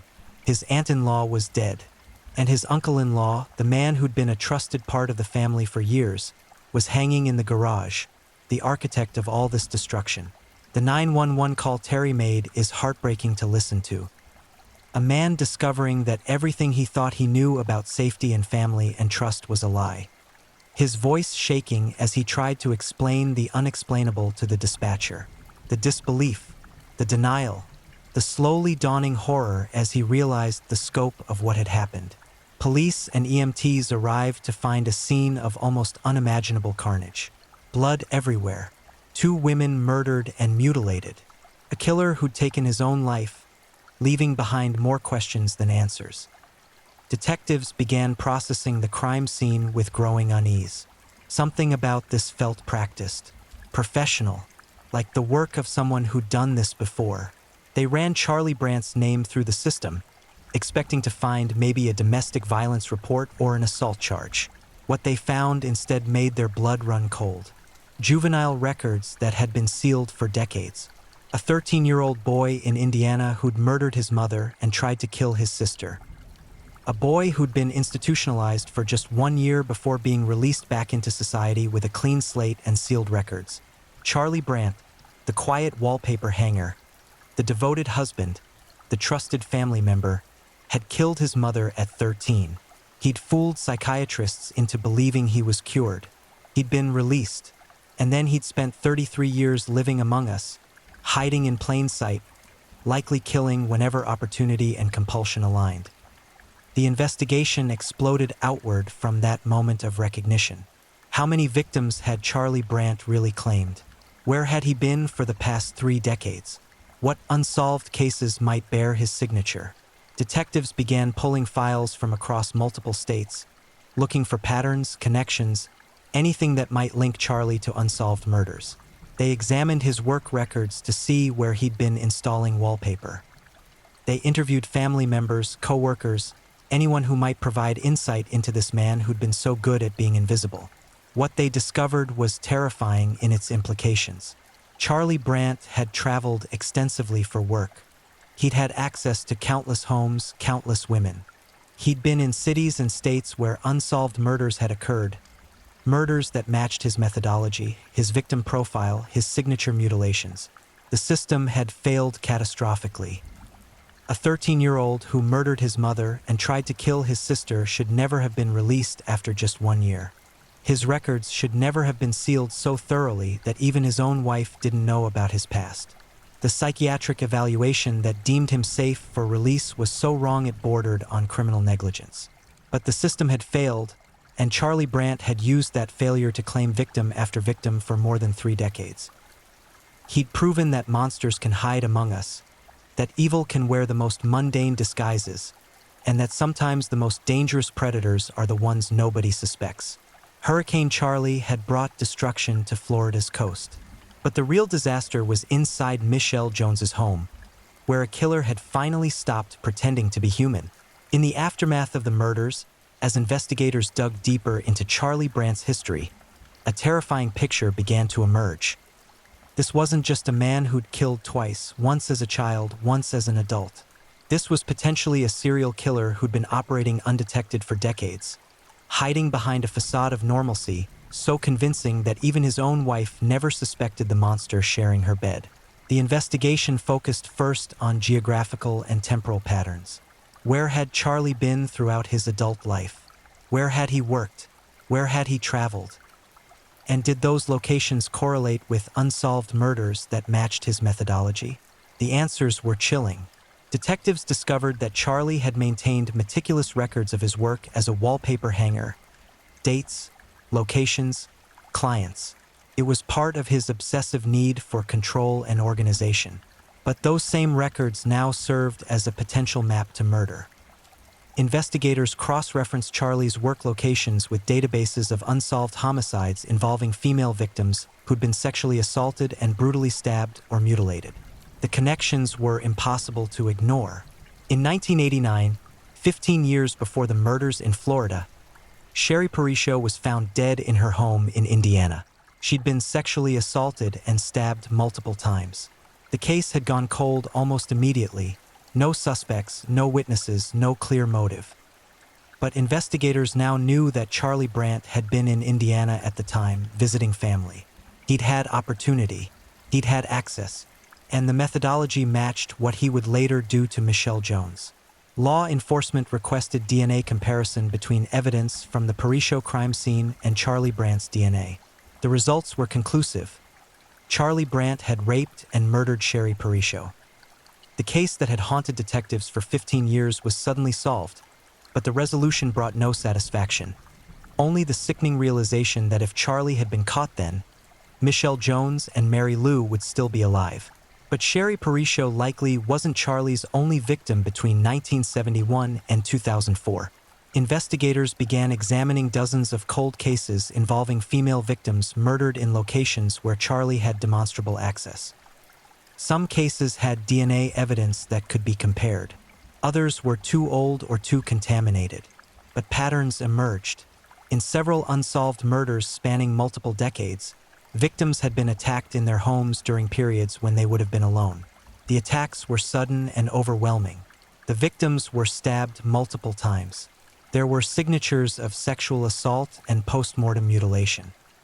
And in multiple cases, investigators could place Charlie Brandt in the geographic area during the window when the murders occurred.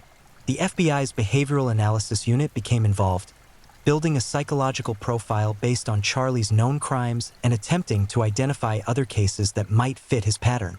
What they described was a highly organized, highly controlled killer who was capable of extreme violence but also capable of maintaining a facade of normalcy for extended periods. Charlie fit the profile of what's sometimes called a mask killer, a psychopath who carefully constructs a false personality to hide behind while secretly indulging in violent fantasies and occasionally acting on them. These are among the most dangerous types of serial killers because they're so difficult to detect. They don't fit the stereotype of the disheveled loner or the obviously unstable individual.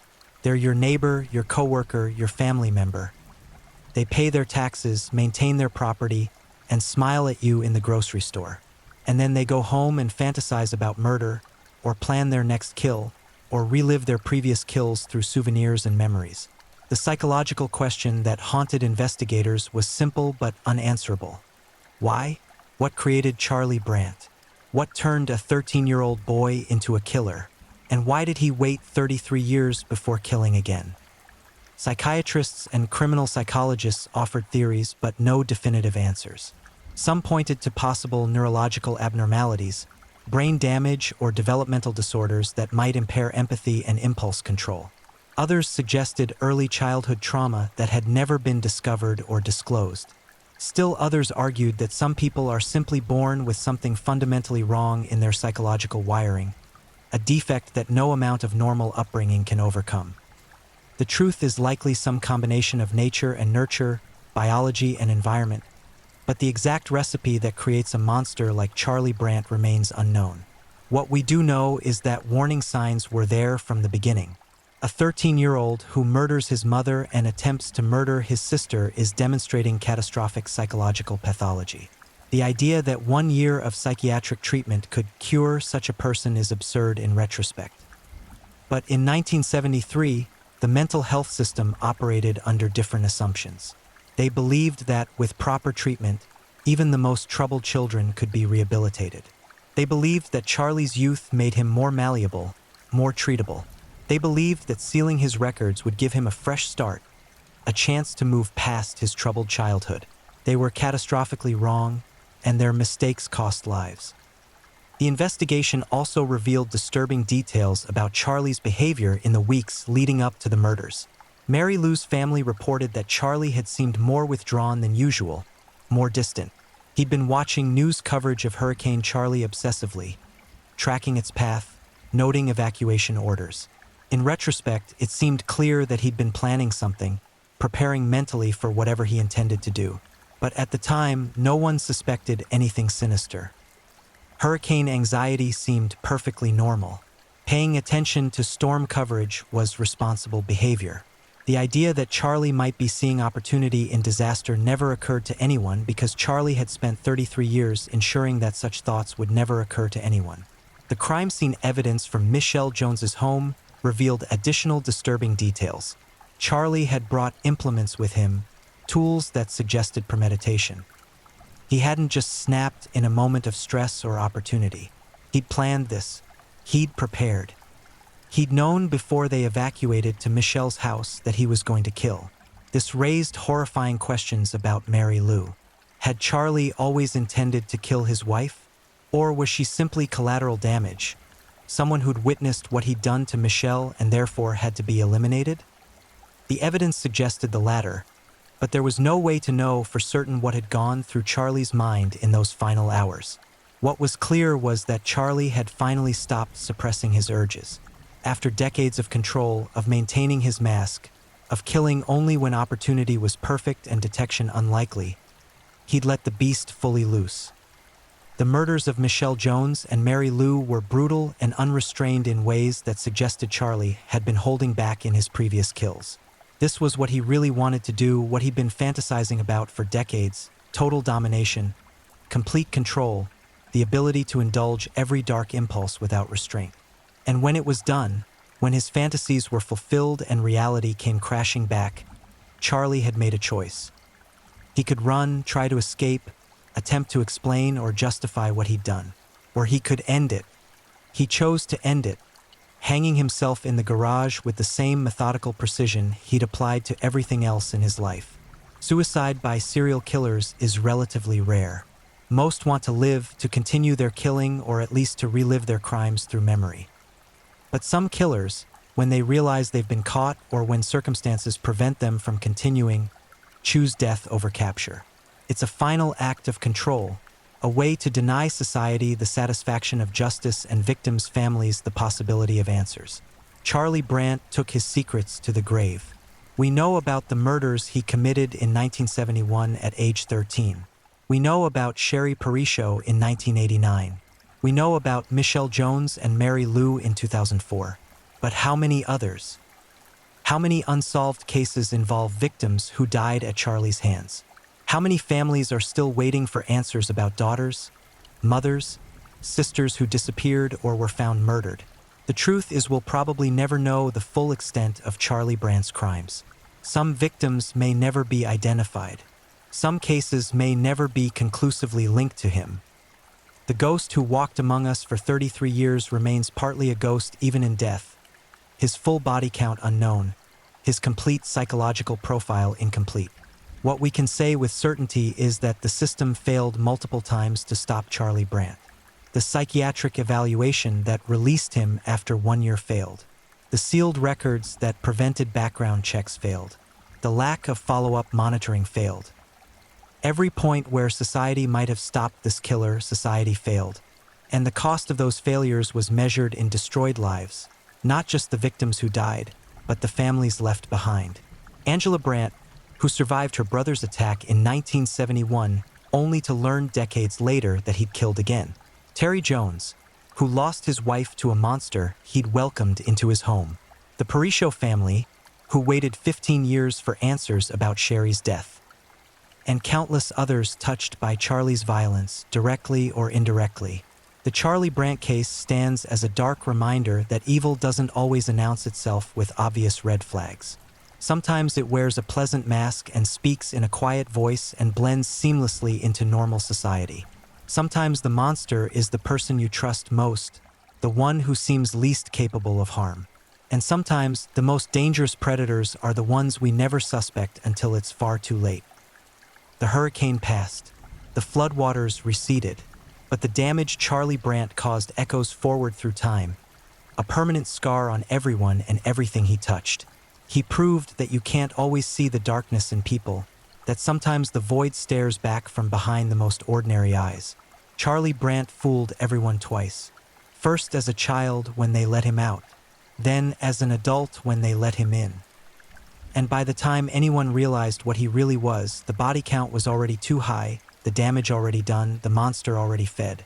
Some nightmares end when you wake up. This one just kept going even after the killer was dead. If you're enjoying these stories, don't forget to leave a comment. I'd love to hear where you're tuning in from and what time it is in your part of the world. And if you haven't already, be sure to like this video and subscribe so you don't miss the next true crime story to help you drift off to sleep. Now let's move on to our third story. Story 3. The Nightmare on Watsessing Avenue, aka the Family Annihilator of Essex County. On a bitter November morning in 2006, neighbors along a quiet residential street in Bloomfield, New Jersey, had no idea that behind the walls of an ordinary suburban home, an entire family had been erased from existence, methodically, deliberately, and without mercy. What transforms a seemingly ordinary person into someone capable of extinguishing the lives of those they once promised to protect?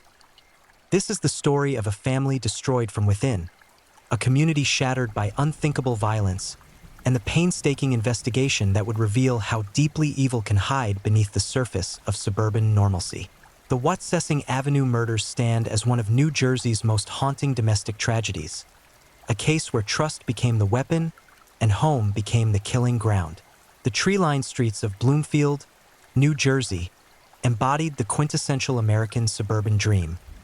Located in Essex County, just miles from the urban sprawl of Newark, Bloomfield offered residents a refuge, a place where children rode bicycles on sidewalks, where neighbors knew each other's names, and where the rhythm of daily life followed predictable, comforting patterns. Watsessing Avenue, with its modest two-story homes and well-maintained lawns, represented the kind of street where people raised families, built futures, and believed themselves safe from the darkness that plagued other parts of the world. November 2006 arrived with the characteristic chill of a northeastern autumn surrendering to winter. Leaves carpeted the ground in shades of rust and gold, and residents prepared for the approaching holiday season. But at one particular address on Watsessing Avenue, something had gone terribly, inexplicably wrong. The first indication that tragedy had visited this unassuming neighborhood came not from screams or disturbances, but from silence. Family members who had been unable to reach their relatives grew increasingly concerned. Phone calls went unanswered. Text messages received no response. The daily patterns of communication, so reliable in modern life, had simply ceased, as though an entire family had vanished into thin air. When concerned relatives finally contacted the Bloomfield Police Department to request a welfare check, officers approached the residents with the routine caution that accompanies such calls. They had no reason to expect what awaited them inside. The exterior of the home revealed nothing amiss. No signs of forced entry, no indication of struggle, nothing to suggest the horror that had unfolded within those walls. What investigators discovered when they entered the residence would haunt them for the rest of their careers. This was not a home anymore, it had become a tomb. Multiple victims lay dead throughout the dwelling, their lives stolen in an act of domestic violence so complete, so absolute, that it left experienced homicide detectives struggling to comprehend the brutality they witnessed. The victims represented multiple generations of a single family. Each had been killed with deliberate intent, their deaths occurring over a period that suggested calculation rather than spontaneous rage. The crime scene told a story of betrayal at the most fundamental level. These people had been murdered not by a stranger who broke through their defenses, but by someone who had been granted entry to their most private spaces, someone who knew their routines, their vulnerabilities, their trust. Forensic examination revealed that the murders had not occurred simultaneously. The perpetrator had killed over an extended time frame, moving through the residence methodically, ensuring that each victim was neutralized before proceeding to the next. This was not a crime of passion that exploded in a single moment of fury. This was execution, carried out with chilling patience and thoroughness. The victims had suffered tremendously. The physical evidence documented violence that went beyond what was necessary to cause death. This spoke to rage, to a desire not merely to kill but to dominate, to punish, to erase. Blood spatter patterns, defensive wounds, and the positioning of bodies painted a picture of terror and desperation in the final moments of each victim's life. Detectives from the Bloomfield Police Department immediately called for assistance from the Essex County Prosecutor's Office. The scale and severity of the crime demanded a coordinated investigative response. Homicide detectives, forensic specialists, and crime scene analysts converged on the Watsessing Avenue address, transforming the quiet residential street into a hub of law enforcement activity. Neighbors emerged from their homes, drawn by the fleet of police vehicles and the yellow crime scene tape that now cordoned off the property. Speculation rippled through the community. What had happened to the family who lived there? Were the residents safe? Was there a danger still present in the neighborhood? The reassuring predictability of suburban life had been shattered, replaced by fear and uncertainty. As investigators processed the scene, photographing evidence, collecting samples, documenting every detail, a disturbing realization began to take shape. One family member was conspicuously absent from the home. This individual had not been among the victims discovered by responding officers. The question that immediately arose was whether this missing person was in danger, perhaps taken by whoever had committed these murders, or whether this absence told a far darker story. Background checks and interviews began immediately. Detectives worked to establish timelines, to determine when each victim had last been seen alive, to identify who had access to the home, and to understand the dynamics within this family. What they uncovered would prove essential to understanding not just how these murders occurred, but why. The missing family member became the focal point of the investigation. Law enforcement issued alerts, checked known associates, and monitored financial transactions and communications. The urgency was palpable. If this individual was a victim who had been taken elsewhere, every moment mattered. But if this person was instead the perpetrator, the danger extended beyond this single family to potentially anyone who might encounter them. Within the home, forensic evidence began to yield crucial information. The weapon used in the killings was identified through wound analysis and recovered physical evidence. Fingerprints, DNA samples, and trace evidence were cataloged with meticulous care. Each piece of the puzzle would prove vital in reconstructing what had transpired within these walls. The victims' identities, once confirmed, added layers of tragedy to an already devastating crime. These were individuals with lives, relationships, dreams, and futures that had been violently stolen. They had been parents and children, workers and students, members of a community who had contributed to the fabric of their neighborhood. Their deaths represented not just a criminal act, but a profound loss that would reverberate through countless other lives. Detectives conducted interviews with neighbors, co-workers, and extended family members, seeking to understand what might have led to such catastrophic violence. Had there been warning signs? Were there disputes or tensions that might have escalated? What was the nature of the relationships within this household? The answers that emerged would prove both illuminating and disturbing, revealing fractures beneath the surface that no one outside the family had fully recognized. As the first day of the investigation drew to a close, the command post established near the crime scene remained a hub of activity. Evidence was being processed, leads were being pursued, and the search for the missing family member intensified. Media outlets had begun reporting on the murders, though details remained scarce as investigators worked to preserve the integrity of their case. The community of Bloomfield struggled to process what had occurred in their midst. Vigils were organized, counseling services were offered, and residents grappled with the unsettling reality that such profound evil had manifested so close to their own homes.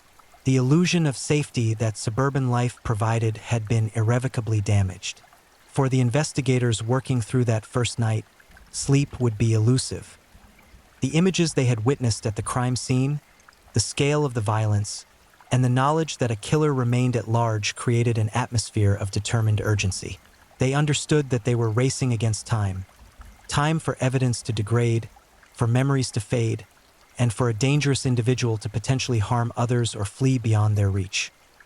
As dawn broke on the second day of the investigation, law enforcement agencies across New Jersey and neighboring states had been alerted to be on watch for the missing family member.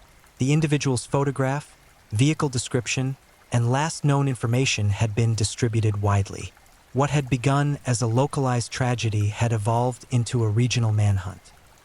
Investigators working through the night had made significant progress in establishing a timeline and understanding the sequence of events. Forensic evidence from the crime scene provided crucial details about when each murder had likely occurred. Cell phone records, financial transactions, and digital footprints helped establish the movements and communications of all family members in the days leading up to the killings. What emerged was a portrait of dysfunction and escalating tension. Family members interviewed by detectives described a household where conflict had become increasingly common, where financial pressures and personal disputes had created an atmosphere of strain. Yet none of the warning signs had seemed to point toward violence of this magnitude. The leap from domestic discord to wholesale slaughter remained difficult for investigators to fully comprehend. The perpetrator, whose identity had now been firmly established through the investigative work, had a history that included troubling elements but nothing that predicted such extreme violence. Employment records, educational background, and interactions with authorities painted a picture of someone who functioned in society, who maintained relationships, and who appeared unremarkable to casual observers. This ordinariness made the crimes all the more chilling. Psychological profilers brought in to assist with the investigation offered insights into the mindset that might drive someone to annihilate their entire family. They spoke of control issues, of narcissistic rage, of individuals who view family members as possessions rather than autonomous beings. When these individuals face loss of control, through divorce, financial ruin, or exposure of secrets, they may choose to destroy what they cannot control rather than accept the dissolution of their dominance. The term family annihilator entered the conversation. This classification of domestic homicide describes perpetrators who kill multiple family members, often including children, typically as an assertion of power or a catastrophic response to perceived failure. These crimes are among the most difficult for communities to process because they violate fundamental assumptions about parental protection and family bonds. As investigators traced the perpetrators' movements following the murders, a pattern of deliberate planning became apparent. This individual had not fled in panic but had instead taken calculated steps to avoid immediate detection. Financial accounts had been accessed, items had been gathered from the home before departure, and attempts had been made to establish a false trail. This level of forethought indicated that the murders had been premeditated, not spontaneous. Law enforcement faced mounting pressure from the community and media for answers and assurances of safety. Press conferences were held where officials released carefully selected information, enough to keep the public informed and solicit assistance, but not so much as to compromise the investigation. The delicate balance between transparency and operational security required constant calibration. Tips began flooding in from the public. Some proved valuable, providing confirmed sightings or useful contextual information. Others sent investigators down fruitless paths, consuming precious time and resources. Each lead required follow-up, each possibility demanded investigation. The volume of information became almost overwhelming, requiring dedicated personnel just to triage and prioritize incoming reports. The break in the case came through a combination of traditional police work and modern technology. Surveillance footage from a location several towns away captured the perpetrator's vehicle. Automated license plate readers pinged the vehicle's movements across multiple jurisdictions. Cell phone tower data triangulated the device's location. The net was closing. Tactical teams were mobilized. Neighboring police departments coordinated their resources. The apprehension had to be carefully orchestrated. The individual they sought was considered extremely dangerous, having already demonstrated a capacity for lethal violence against multiple victims. Officer safety and the safety of any bystanders became paramount considerations. When law enforcement finally located the perpetrator, the confrontation was tense but ultimately resolved without additional violence. The killer was taken into custody alive, transported back to Essex County, and placed in a holding facility where interrogation could begin. For the investigators who had worked tirelessly since the discovery of the bodies, the arrest brought not celebration but grim satisfaction. Justice could now begin its slow, deliberate process. The interrogation of the perpetrator would prove crucial for understanding both the practical details of how the murders occurred and the psychological motivations behind them. Detectives trained in interview techniques worked to build rapport, to create an environment where confession might occur. The goal was to obtain a detailed account that could be corroborated by physical evidence and used in prosecution. What the perpetrator revealed during questioning confirmed the investigators' worst suspicions about premeditation and deliberation. The killings had not been spontaneous acts of rage but calculated decisions carried out over an extended period. Each murder had been committed with full awareness and intent. The victims had been targeted systematically, with the perpetrator ensuring each was incapacitated before moving to the next. The weapon used left no doubt about the violent nature of the crimes. Physical force had been applied with devastating effect, resulting in traumatic injuries that caused immense suffering before death. The brutality documented by forensic examiners was not the result of a brief struggle but of sustained, purposeful violence. This level of aggression spoke to deep psychological disturbance and complete dehumanization of the victims. Perhaps most disturbing was the perpetrator's demeanor during confession.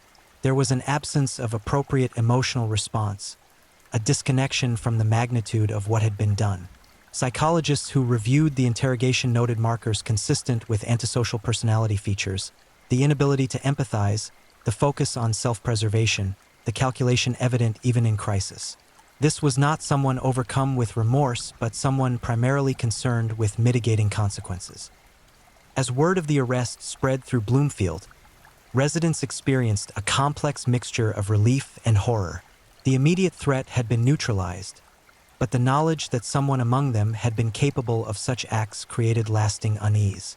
Neighbors who had exchanged pleasantries with the killer now replayed those interactions, searching for signs they had missed, wondering if they could have somehow prevented the tragedy.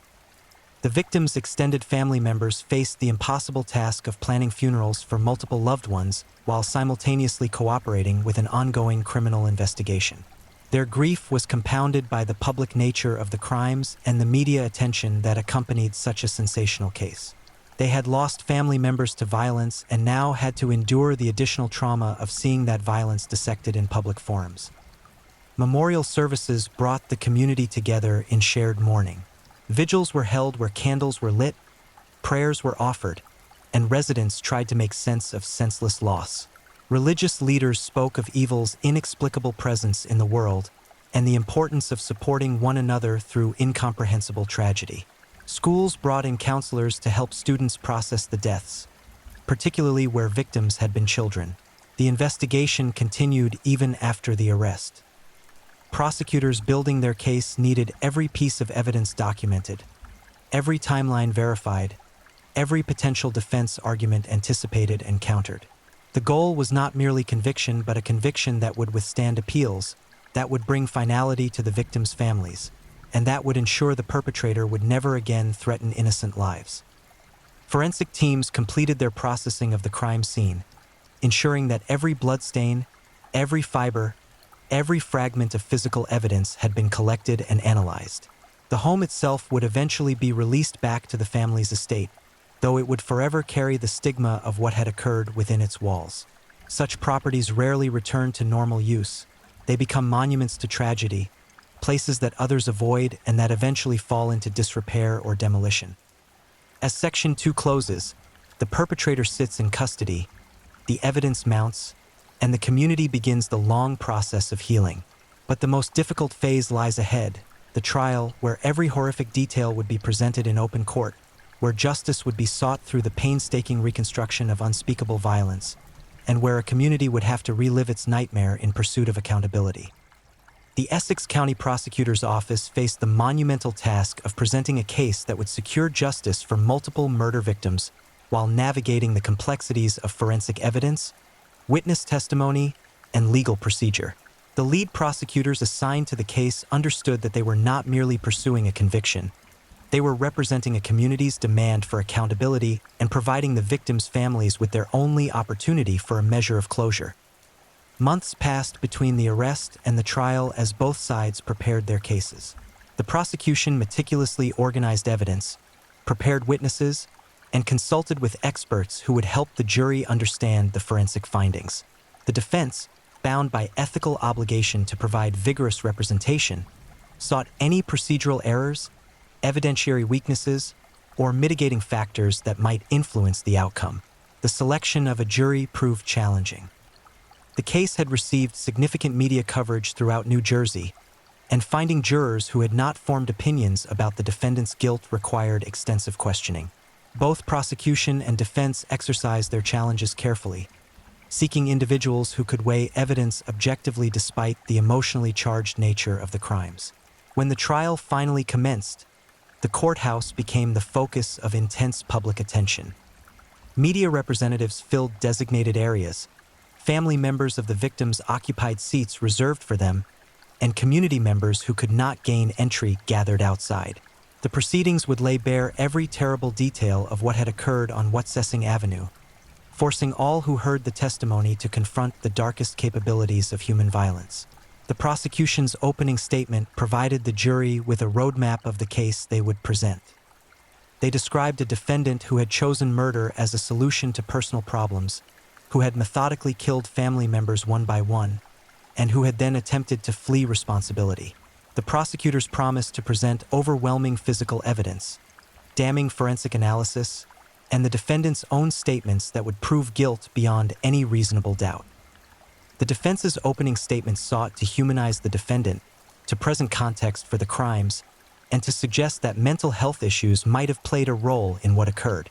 While not denying that the defendant had caused the deaths, the defense attorney attempted to create space for the jury to consider questions of capacity, intent, and degree of culpability. This strategy acknowledged the impossibility of claiming innocence while trying to avoid the harshest possible consequences. The testimony began with first responders who had discovered the bodies.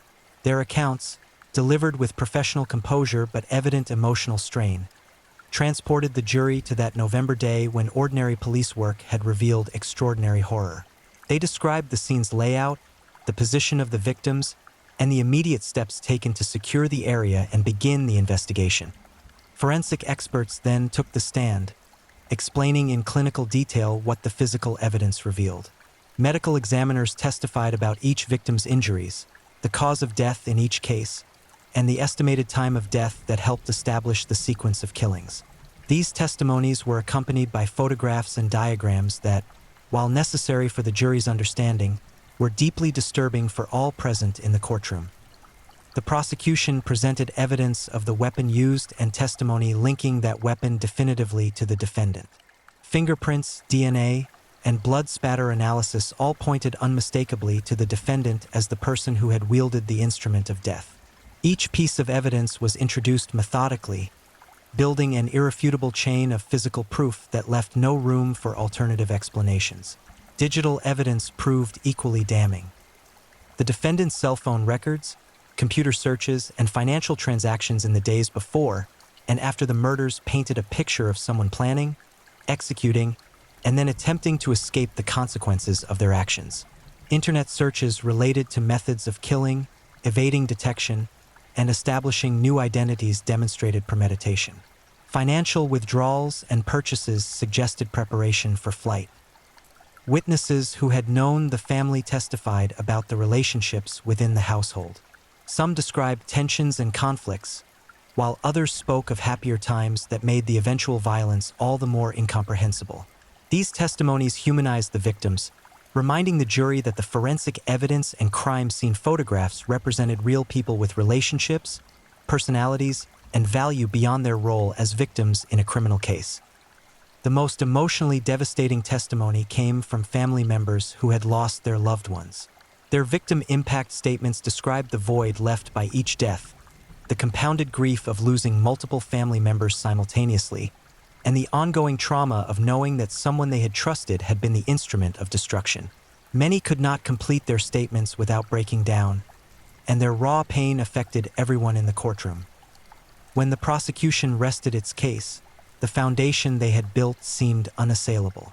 The physical evidence, the forensic analysis, the digital trail, and the defendant's own statements all converged to tell a single, damning story.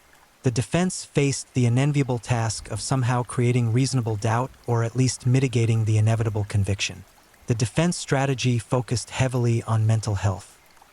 Expert witnesses testified about psychological evaluations of the defendant, diagnostic findings that suggested personality disorders and potential impairment in judgment. The defense argued that while the defendant had physically committed the acts, mental illness had compromised their capacity for rational decision-making and should therefore influence both the verdict and the sentence. The prosecution's rebuttal challenged this characterization aggressively. They presented their own expert witnesses who testified that while the defendant might have personality disorders, these did not rise to the level of legal insanity or prevent the defendant from understanding the wrongfulness of their actions. The evidence of planning, the attempts at concealment, and the defendant's behavior after the murders all indicated someone who knew exactly what they were doing and actively worked to avoid consequences. The defendant's decision whether to testify became a critical strategic question. Ultimately, the defendant chose not to take the stand, exercising their constitutional right to remain silent. This decision, while legally protected from being used against them, nonetheless left the jury without hearing directly from the person at the center of the case. The prosecution noted this absence subtly, suggesting that someone innocent would welcome the opportunity to explain their actions. Closing arguments provided both sides with their final opportunity to shape the jury's understanding. The prosecution delivered a powerful summation that walked through each element of the crimes, tied together all the evidence, and argued that the defendant's guilt was established beyond any conceivable doubt. They reminded the jury of their duty to speak for victims who could no longer speak for themselves and to hold accountable someone who had committed one of the most heinous crimes imaginable. The defense's closing argument appealed to the jury's empathy and asked them to consider the complexity of human psychology and the possibility that mental illness had played a more significant role than the prosecution acknowledged. They urged the jury to consider verdicts that recognized diminished capacity or to at least keep mental health factors in mind during sentencing deliberations. The judge's instructions to the jury provided the legal framework within which they would deliberate. The elements of each charge were explained, the standards of proof were clarified, and the process for reaching verdicts was outlined. The jury was reminded of their solemn responsibility and the requirement that they base their decisions solely on the evidence presented in court. Deliberations extended over several days as the jury carefully reviewed evidence, discussed testimony, and worked toward consensus. The complexity of the case, with multiple victims and numerous charges, required thorough consideration. Family members waited anxiously, prosecutors reviewed their presentation for any weaknesses, and the defendant sat in custody, their fate being decided by 12 strangers. When the jury finally sent word that they had reached verdicts, the courtroom filled quickly. The tension was palpable as everyone rose for the jury's entry and remained standing as the foreperson prepared to announce their decisions. The reading of multiple guilty verdicts, one for each victim, brought gasps, tears, and a sense of justice finally being served, however inadequately it might compensate for the lives lost. The conviction brought the criminal trial to a close but initiated a new phase focused on sentencing. In cases involving multiple murders, the question of whether the death penalty would be sought became paramount. At the time of these crimes, New Jersey still had capital punishment on its books, though it would be abolished shortly thereafter. The prosecutor's office faced the weighty decision of whether to pursue the ultimate penalty. After careful consideration and consultation with the victims' families, prosecutors announced their intention to seek the maximum possible sentence allowed under law. The aggravating factors were numerous and compelling: multiple victims, vulnerable individuals among the dead, the betrayal of family trust, and the heinous nature of the crimes all supported the harshest possible punishment. The sentencing phase required additional hearings where both sides presented arguments about appropriate punishment. The defense, having failed to prevent conviction, now focused entirely on sparing their client's life. They presented mitigating factors including the defendant's mental health history, lack of prior violent criminal record, and potential for rehabilitation if given life imprisonment instead of death. The prosecution countered that the sheer scope of the violence, the deliberate nature of the planning, and the complete absence of mercy shown to the victims warranted the maximum penalty. They argued that someone who could systematically murder their own family members represented a fundamental danger that could never be adequately mitigated, and that the only appropriate response was permanent removal from society. Victim impact statements during the sentencing phase proved even more emotionally powerful than those during the trial itself. Family members addressed the court and the defendant directly, describing the ongoing devastation in their lives. They spoke of holidays forever marked by absence, of children who would never know their relatives, of a family tree violently pruned, leaving gaping wounds that could never heal. The judge, having heard all arguments and considered all factors, delivered a sentence that reflected the gravity of the crimes. Multiple life sentences without the possibility of parole ensured that the defendant would never again walk free. Whether through formal death penalty or through the certainty of dying in prison, the defendant's life as they had known it was permanently ended. a consequence far less than what they had inflicted upon their victims, but the maximum the justice system could provide. The conclusion of the criminal proceedings allowed the community to begin moving forward, though moving on would be too generous a phrase for the process. Bloomfield bore the scar of what had occurred on Watsessing Avenue. The home where the murders had taken place eventually fell into disrepair, avoided by potential buyers and marked in the collective memory as a place of horror. Some neighbors eventually moved away, unable to live so close to where such tragedy had unfolded. For the surviving family members, the pain evolved but never truly diminished. Grief counseling, support groups, and time provided tools for living with loss, but nothing could restore what had been taken. Birthdays, anniversaries, and holidays became occasions tinged with sorrow as absences were keenly felt. Family gatherings that should have included multiple generations instead became smaller, quieter affairs marked by unspoken recognition of who was missing. The case had broader impacts on law enforcement and the judicial system as well. It prompted discussions about domestic violence warning signs, about mental health interventions, and about the systems in place to protect vulnerable family members from harm within their own homes. While no system can prevent all violence, each tragedy provides opportunities to strengthen protocols, improve training, and potentially save future lives. Social workers and mental health professionals studied the case for insights into the psychology of family annihilators. Academic papers were published analyzing the factors that had been present, the escalation patterns that might have been detectable, and the interventions that could potentially prevent similar tragedies. The case became part of the broader literature on domestic homicide, contributing to the understanding of these relatively rare but devastating crimes.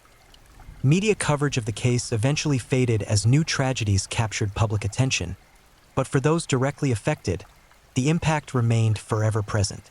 True crime documentaries would later revisit the case, examining it through various lenses and introducing it to audiences who had not followed the original events. These retrospectives served both to memorialize the victims and to warn about the dangers that can lurk within seemingly ordinary families. The Watsessing Avenue murders joined a tragic catalog of domestic mass killings that have occurred across America. Each case carries unique details, but common threads run through many: financial stress, relationship dissolution, control issues, and a catastrophic inability to cope with life changes in nonviolent ways. Understanding these patterns represents society's best hope for early intervention and prevention. Legislative responses to high-profile domestic violence cases sometimes include provisions for improved threat assessment, enhanced protective orders, and better coordination between family courts and law enforcement. While the Bloomfield case did not directly result in new laws, it contributed to ongoing discussions about how to identify and intervene in dangerous domestic situations before they escalate to lethal violence. For law enforcement officers who worked the case, the experience left lasting impressions. Veteran detectives described it as among the most challenging investigations of their careers, not due to complexity in solving the case, but due to the emotional toll of confronting such comprehensive family destruction. Many sought counseling to process what they had witnessed and to prevent secondary traumatic stress from affecting their personal lives. The prosecutors who secured the conviction moved forward in their careers, but they too carried the weight of the case. Successfully achieving justice for the victims brought professional satisfaction, yet the necessary immersion in the details of the crimes, the close working relationship with the victims' families, and the responsibility of speaking for those who could no longer speak for themselves created bonds and burdens that extended beyond the courtroom. Years after the conclusion of the trial, the victims' names are remembered by those who loved them, even as the broader public's memory fades. Memorial services and private commemorations mark anniversaries, keeping alive the memory of individuals whose lives were more than their tragic deaths. This remembering becomes an act of resistance against the perpetrator's attempt to erase them, an affirmation that they mattered and continue to matter. The property on Watsessing Avenue eventually changed hands, with new owners either unaware of or willing to live with its history. Neighborhoods have remarkable resilience, and over time the immediate shadow cast by the tragedy lightened, though it never entirely disappeared. Longtime residents still remember, still point out the house to newcomers, still feel a slight chill when passing by. the perpetrator remains incarcerated, living out a life sentence far removed from the community that once knew them. Contact with the outside world is limited. Opportunities for the normal rhythms of life are permanently foreclosed. Whether they experience remorse, whether they truly comprehend the magnitude of what they destroyed, remains known only to them and perhaps to prison counselors and clergy who interact with them. For criminologists and psychologists, cases like the Bloomfield murders provide crucial data about the darkest extremes of human behavior. By studying these events, professionals hope to identify predictive factors, to develop better assessment tools, and to create intervention strategies that might prevent future tragedies. Every case examined adds to the body of knowledge that might eventually save lives. The story of what happened on Watsessing Avenue serves as a sobering reminder that evil does not always arrive from outside our communities. Sometimes it resides within homes, behind closed doors, wearing familiar faces. The challenge for society is developing the wisdom to recognize danger signs, the courage to intervene even in private family matters, and the systems necessary to protect the vulnerable from those who would harm them. As this account draws to a close, the overwhelming sense is of lives cut short, of potential unfulfilled, and of a community forever changed. The victims of the Bloomfield murders deserve to live full lives, to pursue their dreams, to experience love and joy in all the ordinary moments that constitute a human existence.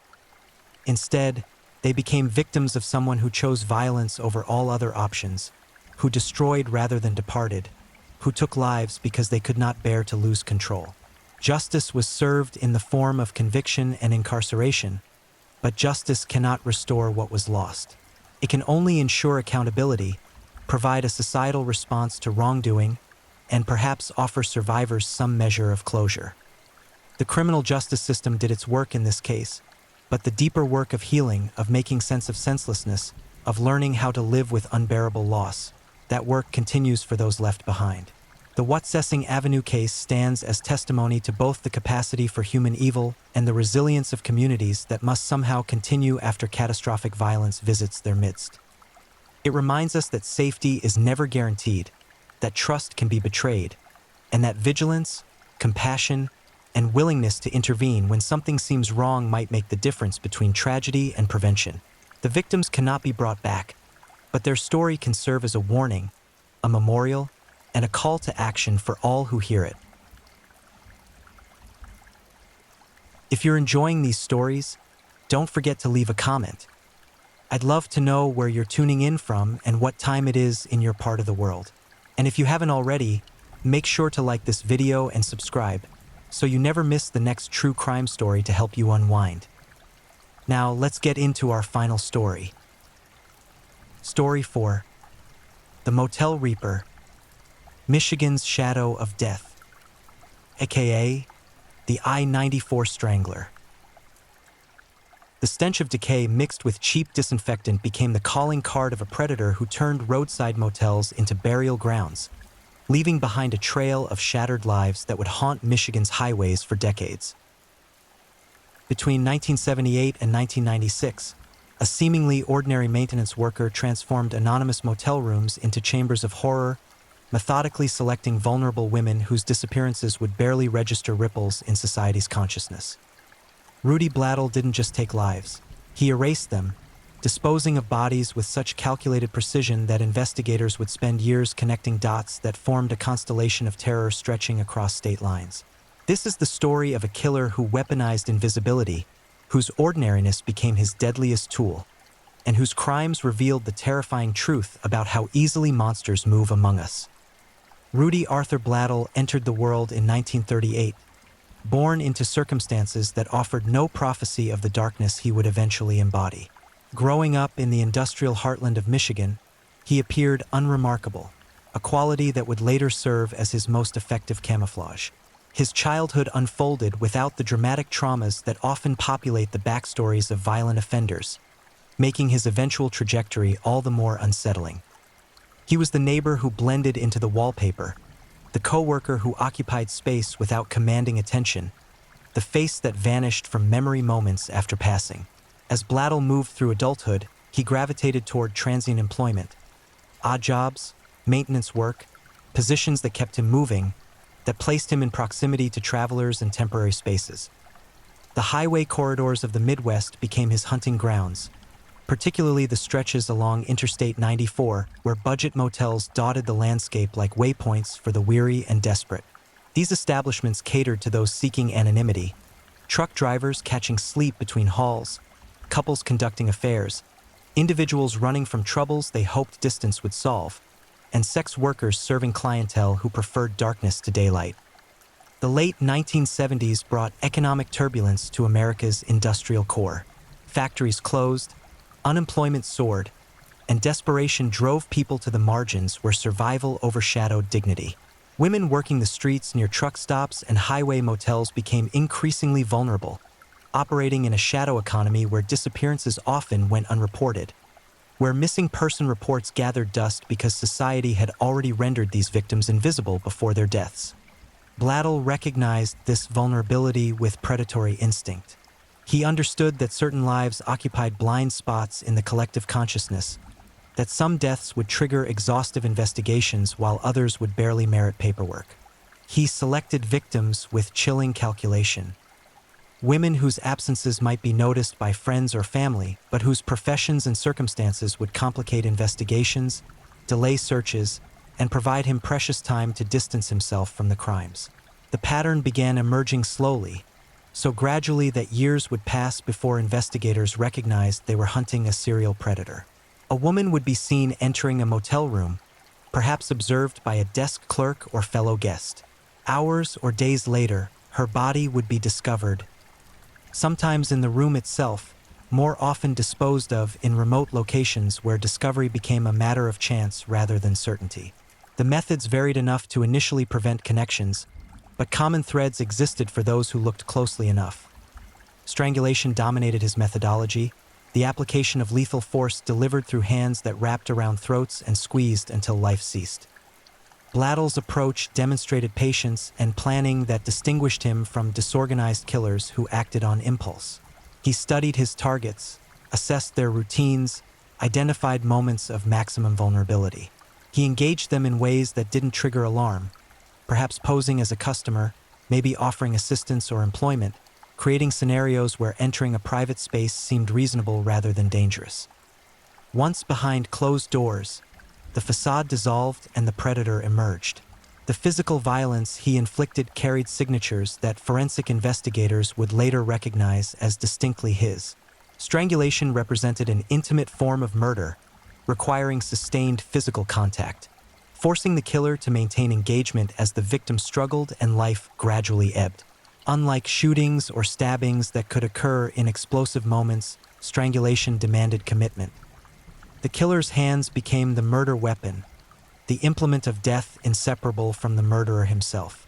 This method revealed something about Blattel's psychology: a need for control, a desire to physically dominate, an appetite for witnessing the exact moment when consciousness faded and death claimed another victim.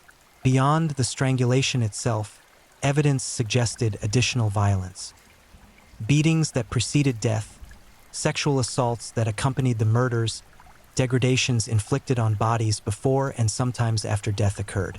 These details, carefully documented by medical examiners and crime scene investigators, painted a portrait of escalating sadism, of a killer who derived satisfaction not merely from the act of killing, but from the suffering that preceded it. The disposal of bodies demonstrated equal calculation. Blattel didn't simply abandon victims where they fell. He transported remains to locations where discovery might be delayed, wooded areas accessible by service roads, fields where tall grass provided concealment, spots where decomposition would advance before anyone stumbled upon the evidence. In several instances, bodies were found partially clothed or nude, their personal effects missing, identification removed in what appeared to be deliberate attempts to complicate identification and delay notification of families.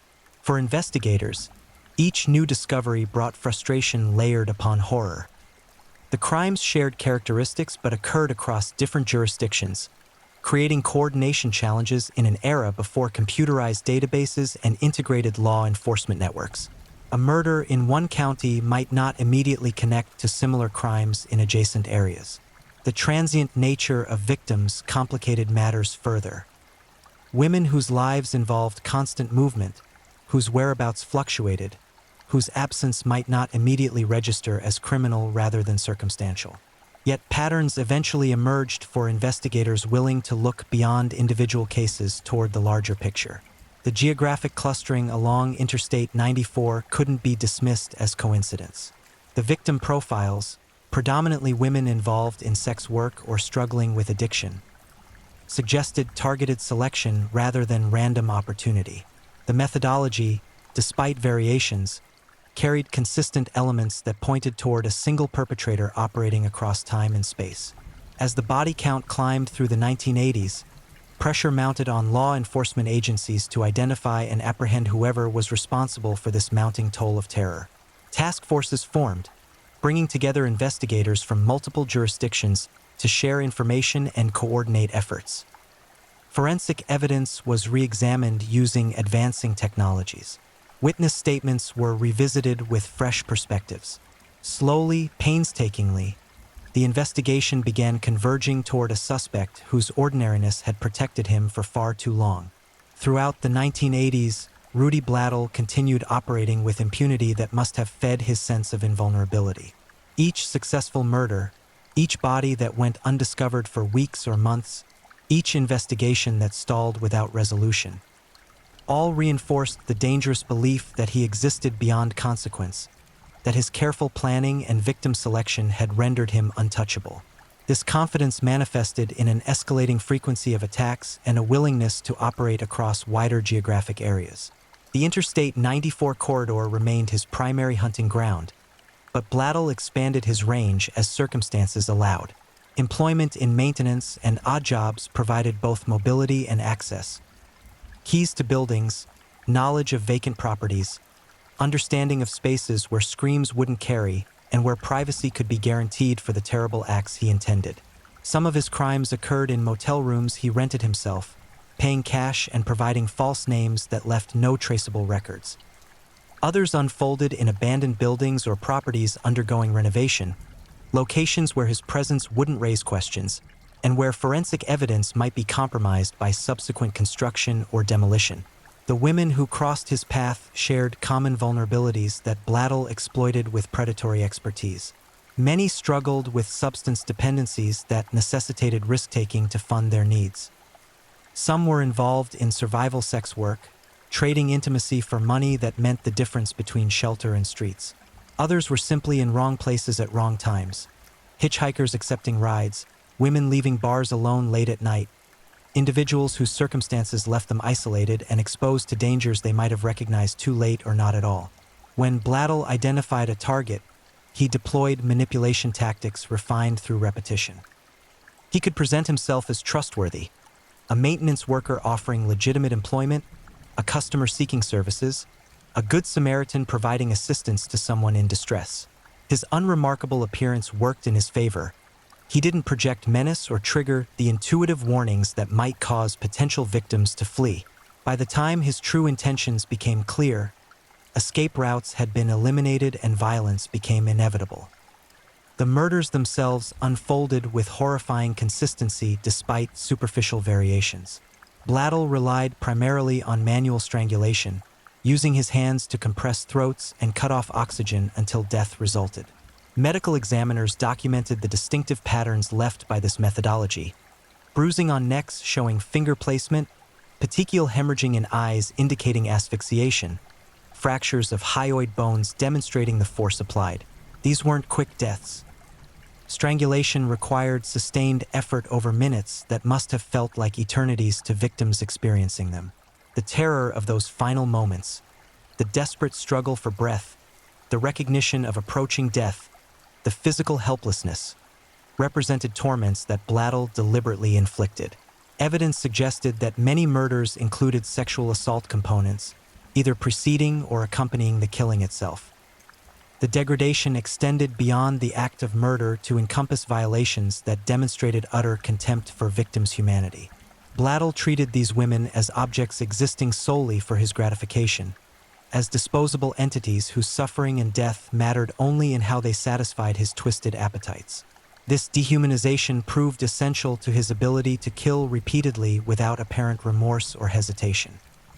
After completing his murders, Blattel engaged in careful cleanup and disposal procedures that demonstrated criminal sophistication.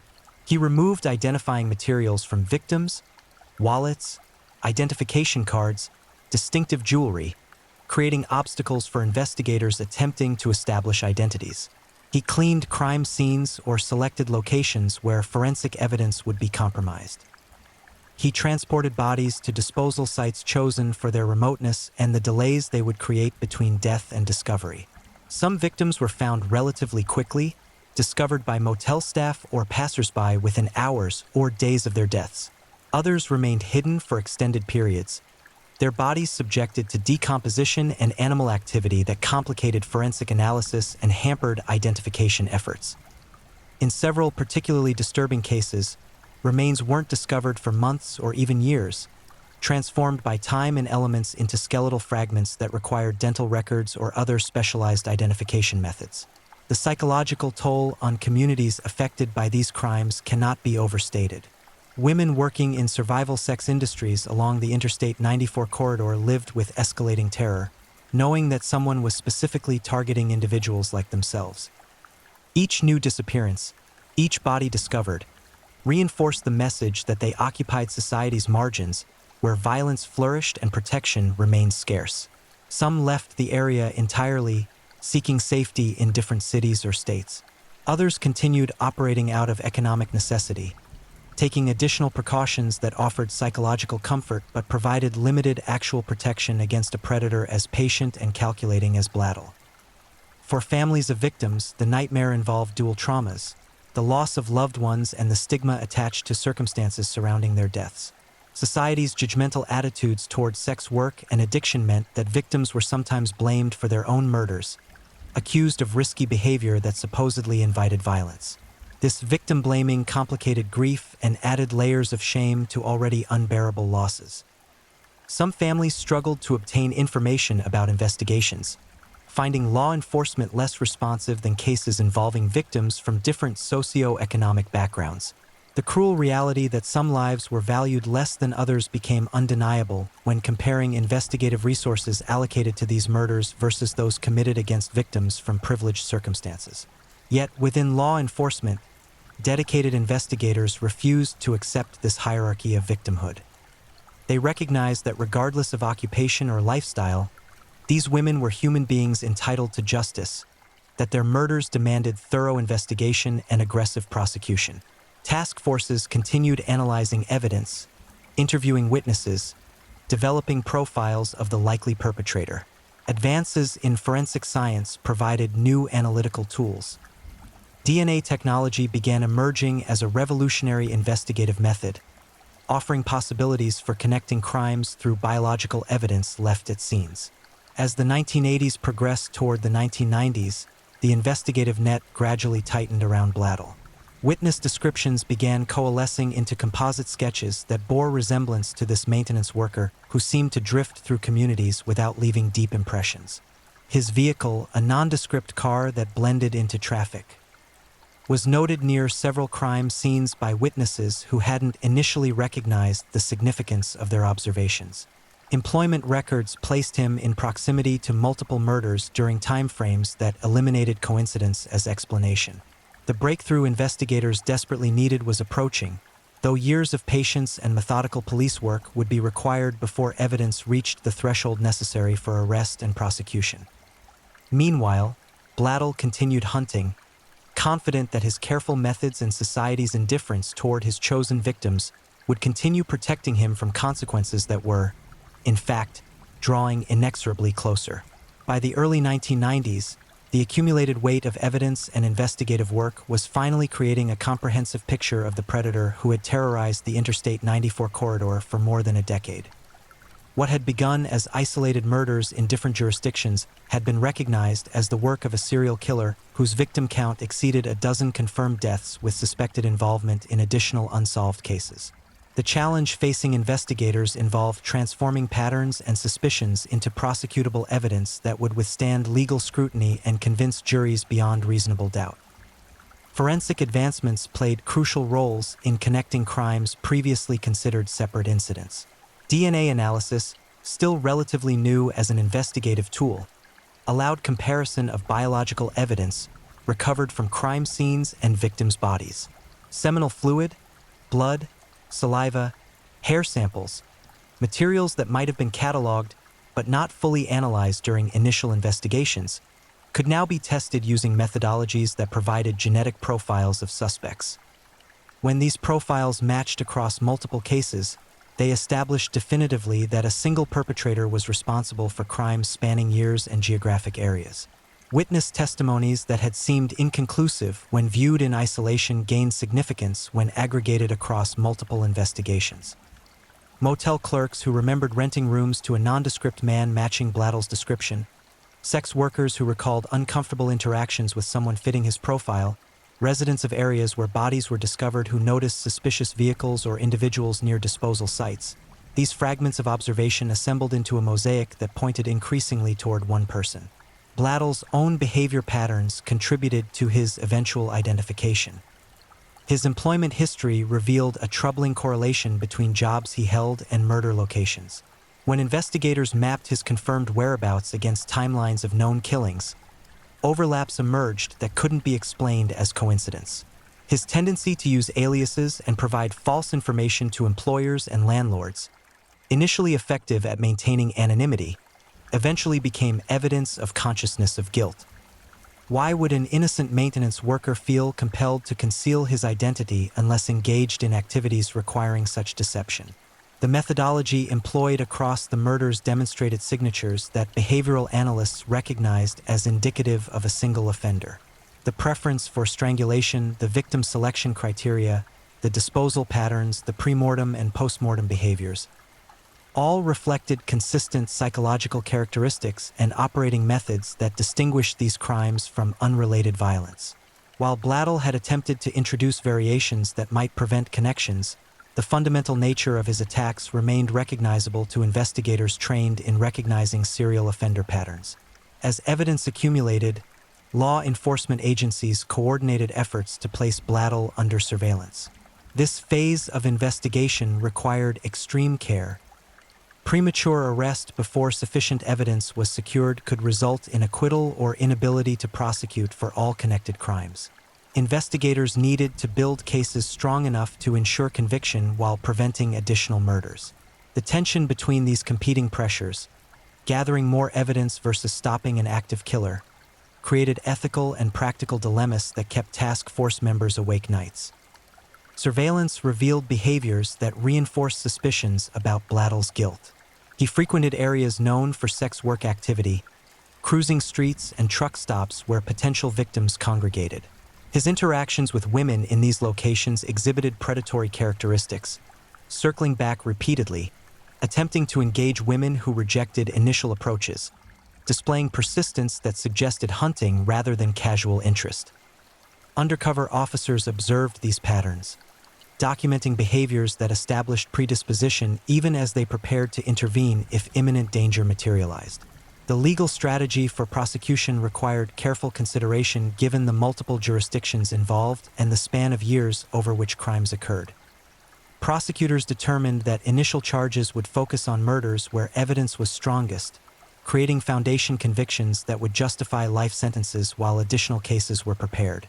This approach balanced the desire to achieve justice for all victims against the practical realities of proving decade-old crimes and managing complex multi-murder trials. When authorities finally arrested Rudy Blattle in 1996, the moment represented culmination of nearly 2 decades of terror and years of painstaking investigation. The arrest occurred without dramatic confrontation. Blattle submitted to custody with the same unremarkable compliance he had demonstrated throughout his life, offering no resistance and providing no confession. His ordinariness remained intact even as the extraordinary nature of his crimes was revealed to a public that struggled to reconcile the mundane individual with the monstrous acts he had committed. The evidence presented against Blattle during legal proceedings painted a comprehensive portrait of serial predation spanning from 1978 through the mid-1990s. DNA evidence conclusively linked him to multiple victims. Witness testimonies placed him at crime scenes and in company of women shortly before their deaths. His attempts to conceal identity through aliases and false information demonstrated consciousness of guilt. The behavioral consistency across murders established signature characteristics that eliminated reasonable possibility of multiple perpetrators or coincidental similarities. Prosecutors detailed the horrific specifics of each murder for which Blattel faced charges. They described how he had selected vulnerable women whose circumstances made them accessible targets. They explained his methods of gaining victims' trust or creating scenarios where resistance became impossible. They presented medical examiner testimony describing the violence inflicted, the strangulation that caused death, the sexual assaults that accompanied murders, the physical abuse that preceded final moments. They documented disposal methods that showed contempt for victims' humanity and calculating attempts to evade detection. The victim count presented challenges for precise determination. Blattel was definitively linked through physical and circumstantial evidence to more than a dozen murders. Investigators suspected his involvement in additional unsolved cases where similarities suggested his handiwork, but where evidence fell short of prosecutorial standards for formal charges. The true toll of his predation might never be fully known. Some victims likely remained undiscovered. Others might have been misidentified as unrelated deaths. Additional crimes could have occurred during periods when Blattel's whereabouts couldn't be completely accounted for. Throughout legal proceedings, Blattel maintained a posture of detachment that disturbed observers. He showed no remorse for actions, no empathy for victims, no acknowledgement of the suffering he had inflicted on women whose lives he stole and families he had devastated. This absence of humanity reinforced the conclusion that he represented a category of offender for whom rehabilitation was impossible and for whom permanent removal from society was the only appropriate response. Defense attorneys faced the unenviable task of representing a client against whom evidence was overwhelming and whose crimes were so horrific that public sympathy was non-existent. Their strategies focused on procedural challenges, questioning evidence handling and chain of custody, attempting to exclude damaging materials on technical grounds. These efforts proved unsuccessful in preventing conviction but fulfilled the constitutional requirement that even the most guilty defendants receive zealous representation. The trial proceedings brought some measure of closure to families who had endured years of uncertainty about loved ones' fates. Hearing evidence confirmed worst fears but also provided answers to questions that had haunted them. Knowing that the person responsible would face justice offered cold comfort but represented acknowledgement that their loved ones' lives mattered, that their deaths warranted serious legal response, that society was willing to invest resources in holding their killer accountable. The conviction of Rudy Blattel on multiple counts of first-degree murder in 1997 represented a decisive moment in one of Michigan's most prolonged serial murder cases. The jury deliberations were brief. Evidence against him was simply too overwhelming to permit any verdict other than guilty. For each murder conviction, the court imposed life sentences, ensuring that Blattel would never again walk freely among potential victims, that his remaining years would be spent in confinement reflecting consequences of choices he had made across nearly 2 decades of predation. Sentencing proceedings provided opportunities for victim impact statements, moments when family members could directly address the man who had stolen their loved ones. These statements carried raw emotional power. Mothers described daughters whose potential was never realized. Siblings spoke of relationships severed by violence. Children talked about growing up without parents taken too soon. The cumulative weight of this grief and anger filled the courtroom, creating atmosphere thick with pain that Blattel's presence had caused. Yet even as justice was administered through legal proceedings, broader questions lingered about how Blattel had operated undetected for so long and what systemic failures had enabled his prolonged killing spree. The uncomfortable reality was that societal attitudes toward his victims had contributed to delays in recognizing the pattern of serial predation. Because women involved in sex work and struggling with addiction occupied marginalized positions, their disappearances and deaths didn't immediately trigger the massive investigative responses that would have accompanied crimes against victims from privileged backgrounds. This differential response reflected deeply embedded biases about whose lives deserved protection and whose deaths warranted serious investigation. The phrase "less dead" emerged in criminological literature to describe this phenomenon. Victims whose social status meant their murders received less attention, fewer resources, and slower justice than deaths of individuals considered more valuable by societal standards. Blattel had exploited these biases with calculated precision, selecting victims whose marginalization provided him cover and whose vulnerabilities made them accessible to his predation. The case prompted difficult conversations within law enforcement about priorities and resource allocation. Progressive agencies recognized that all victims deserved equal investigative commitment regardless of occupation or lifestyle.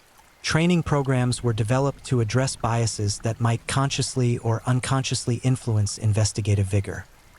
Protocols were established for identifying serial offender patterns sooner, recognizing that delays in connecting cases cost lives that might have been saved through earlier intervention.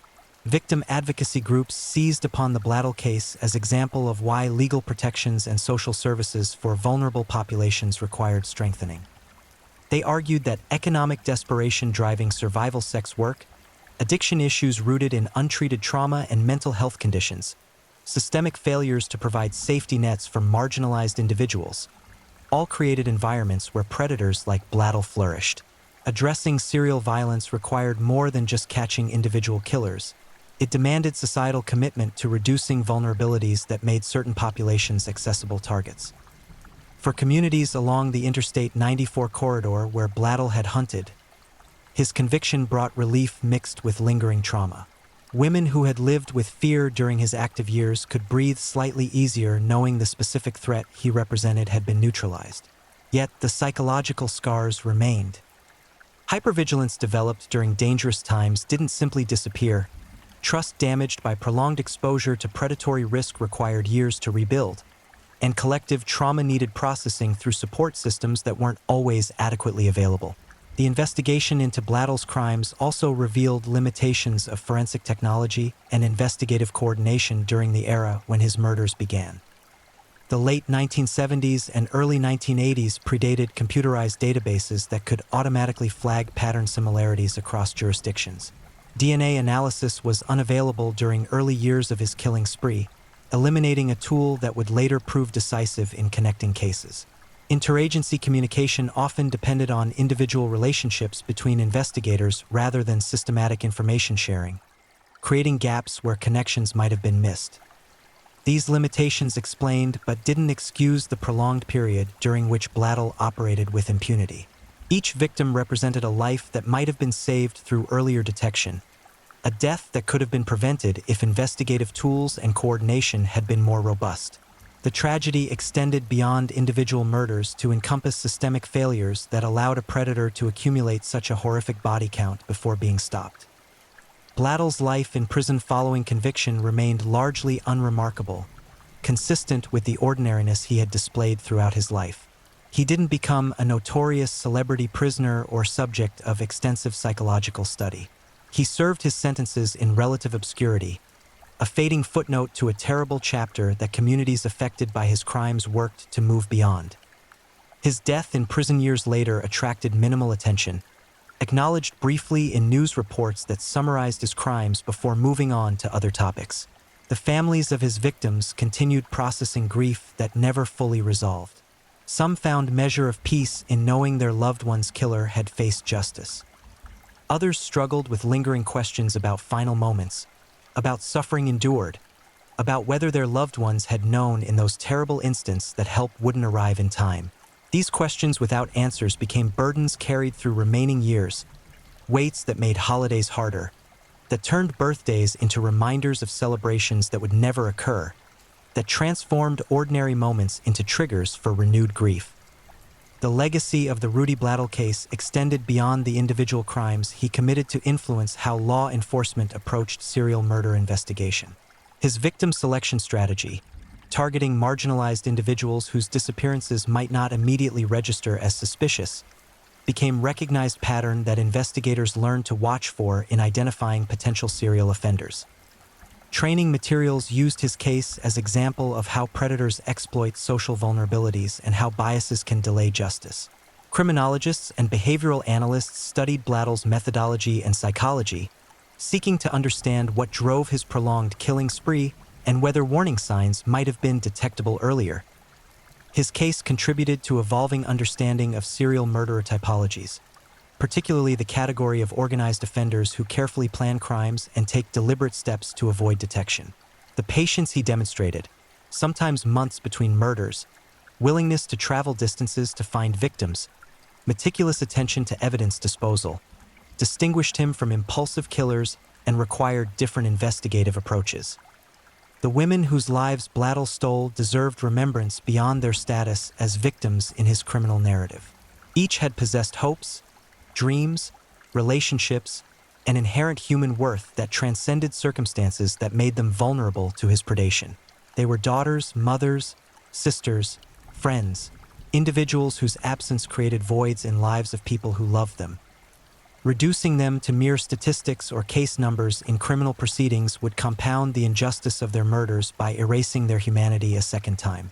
Memorial efforts emerged in some communities to honor these victims and acknowledge that their lives mattered.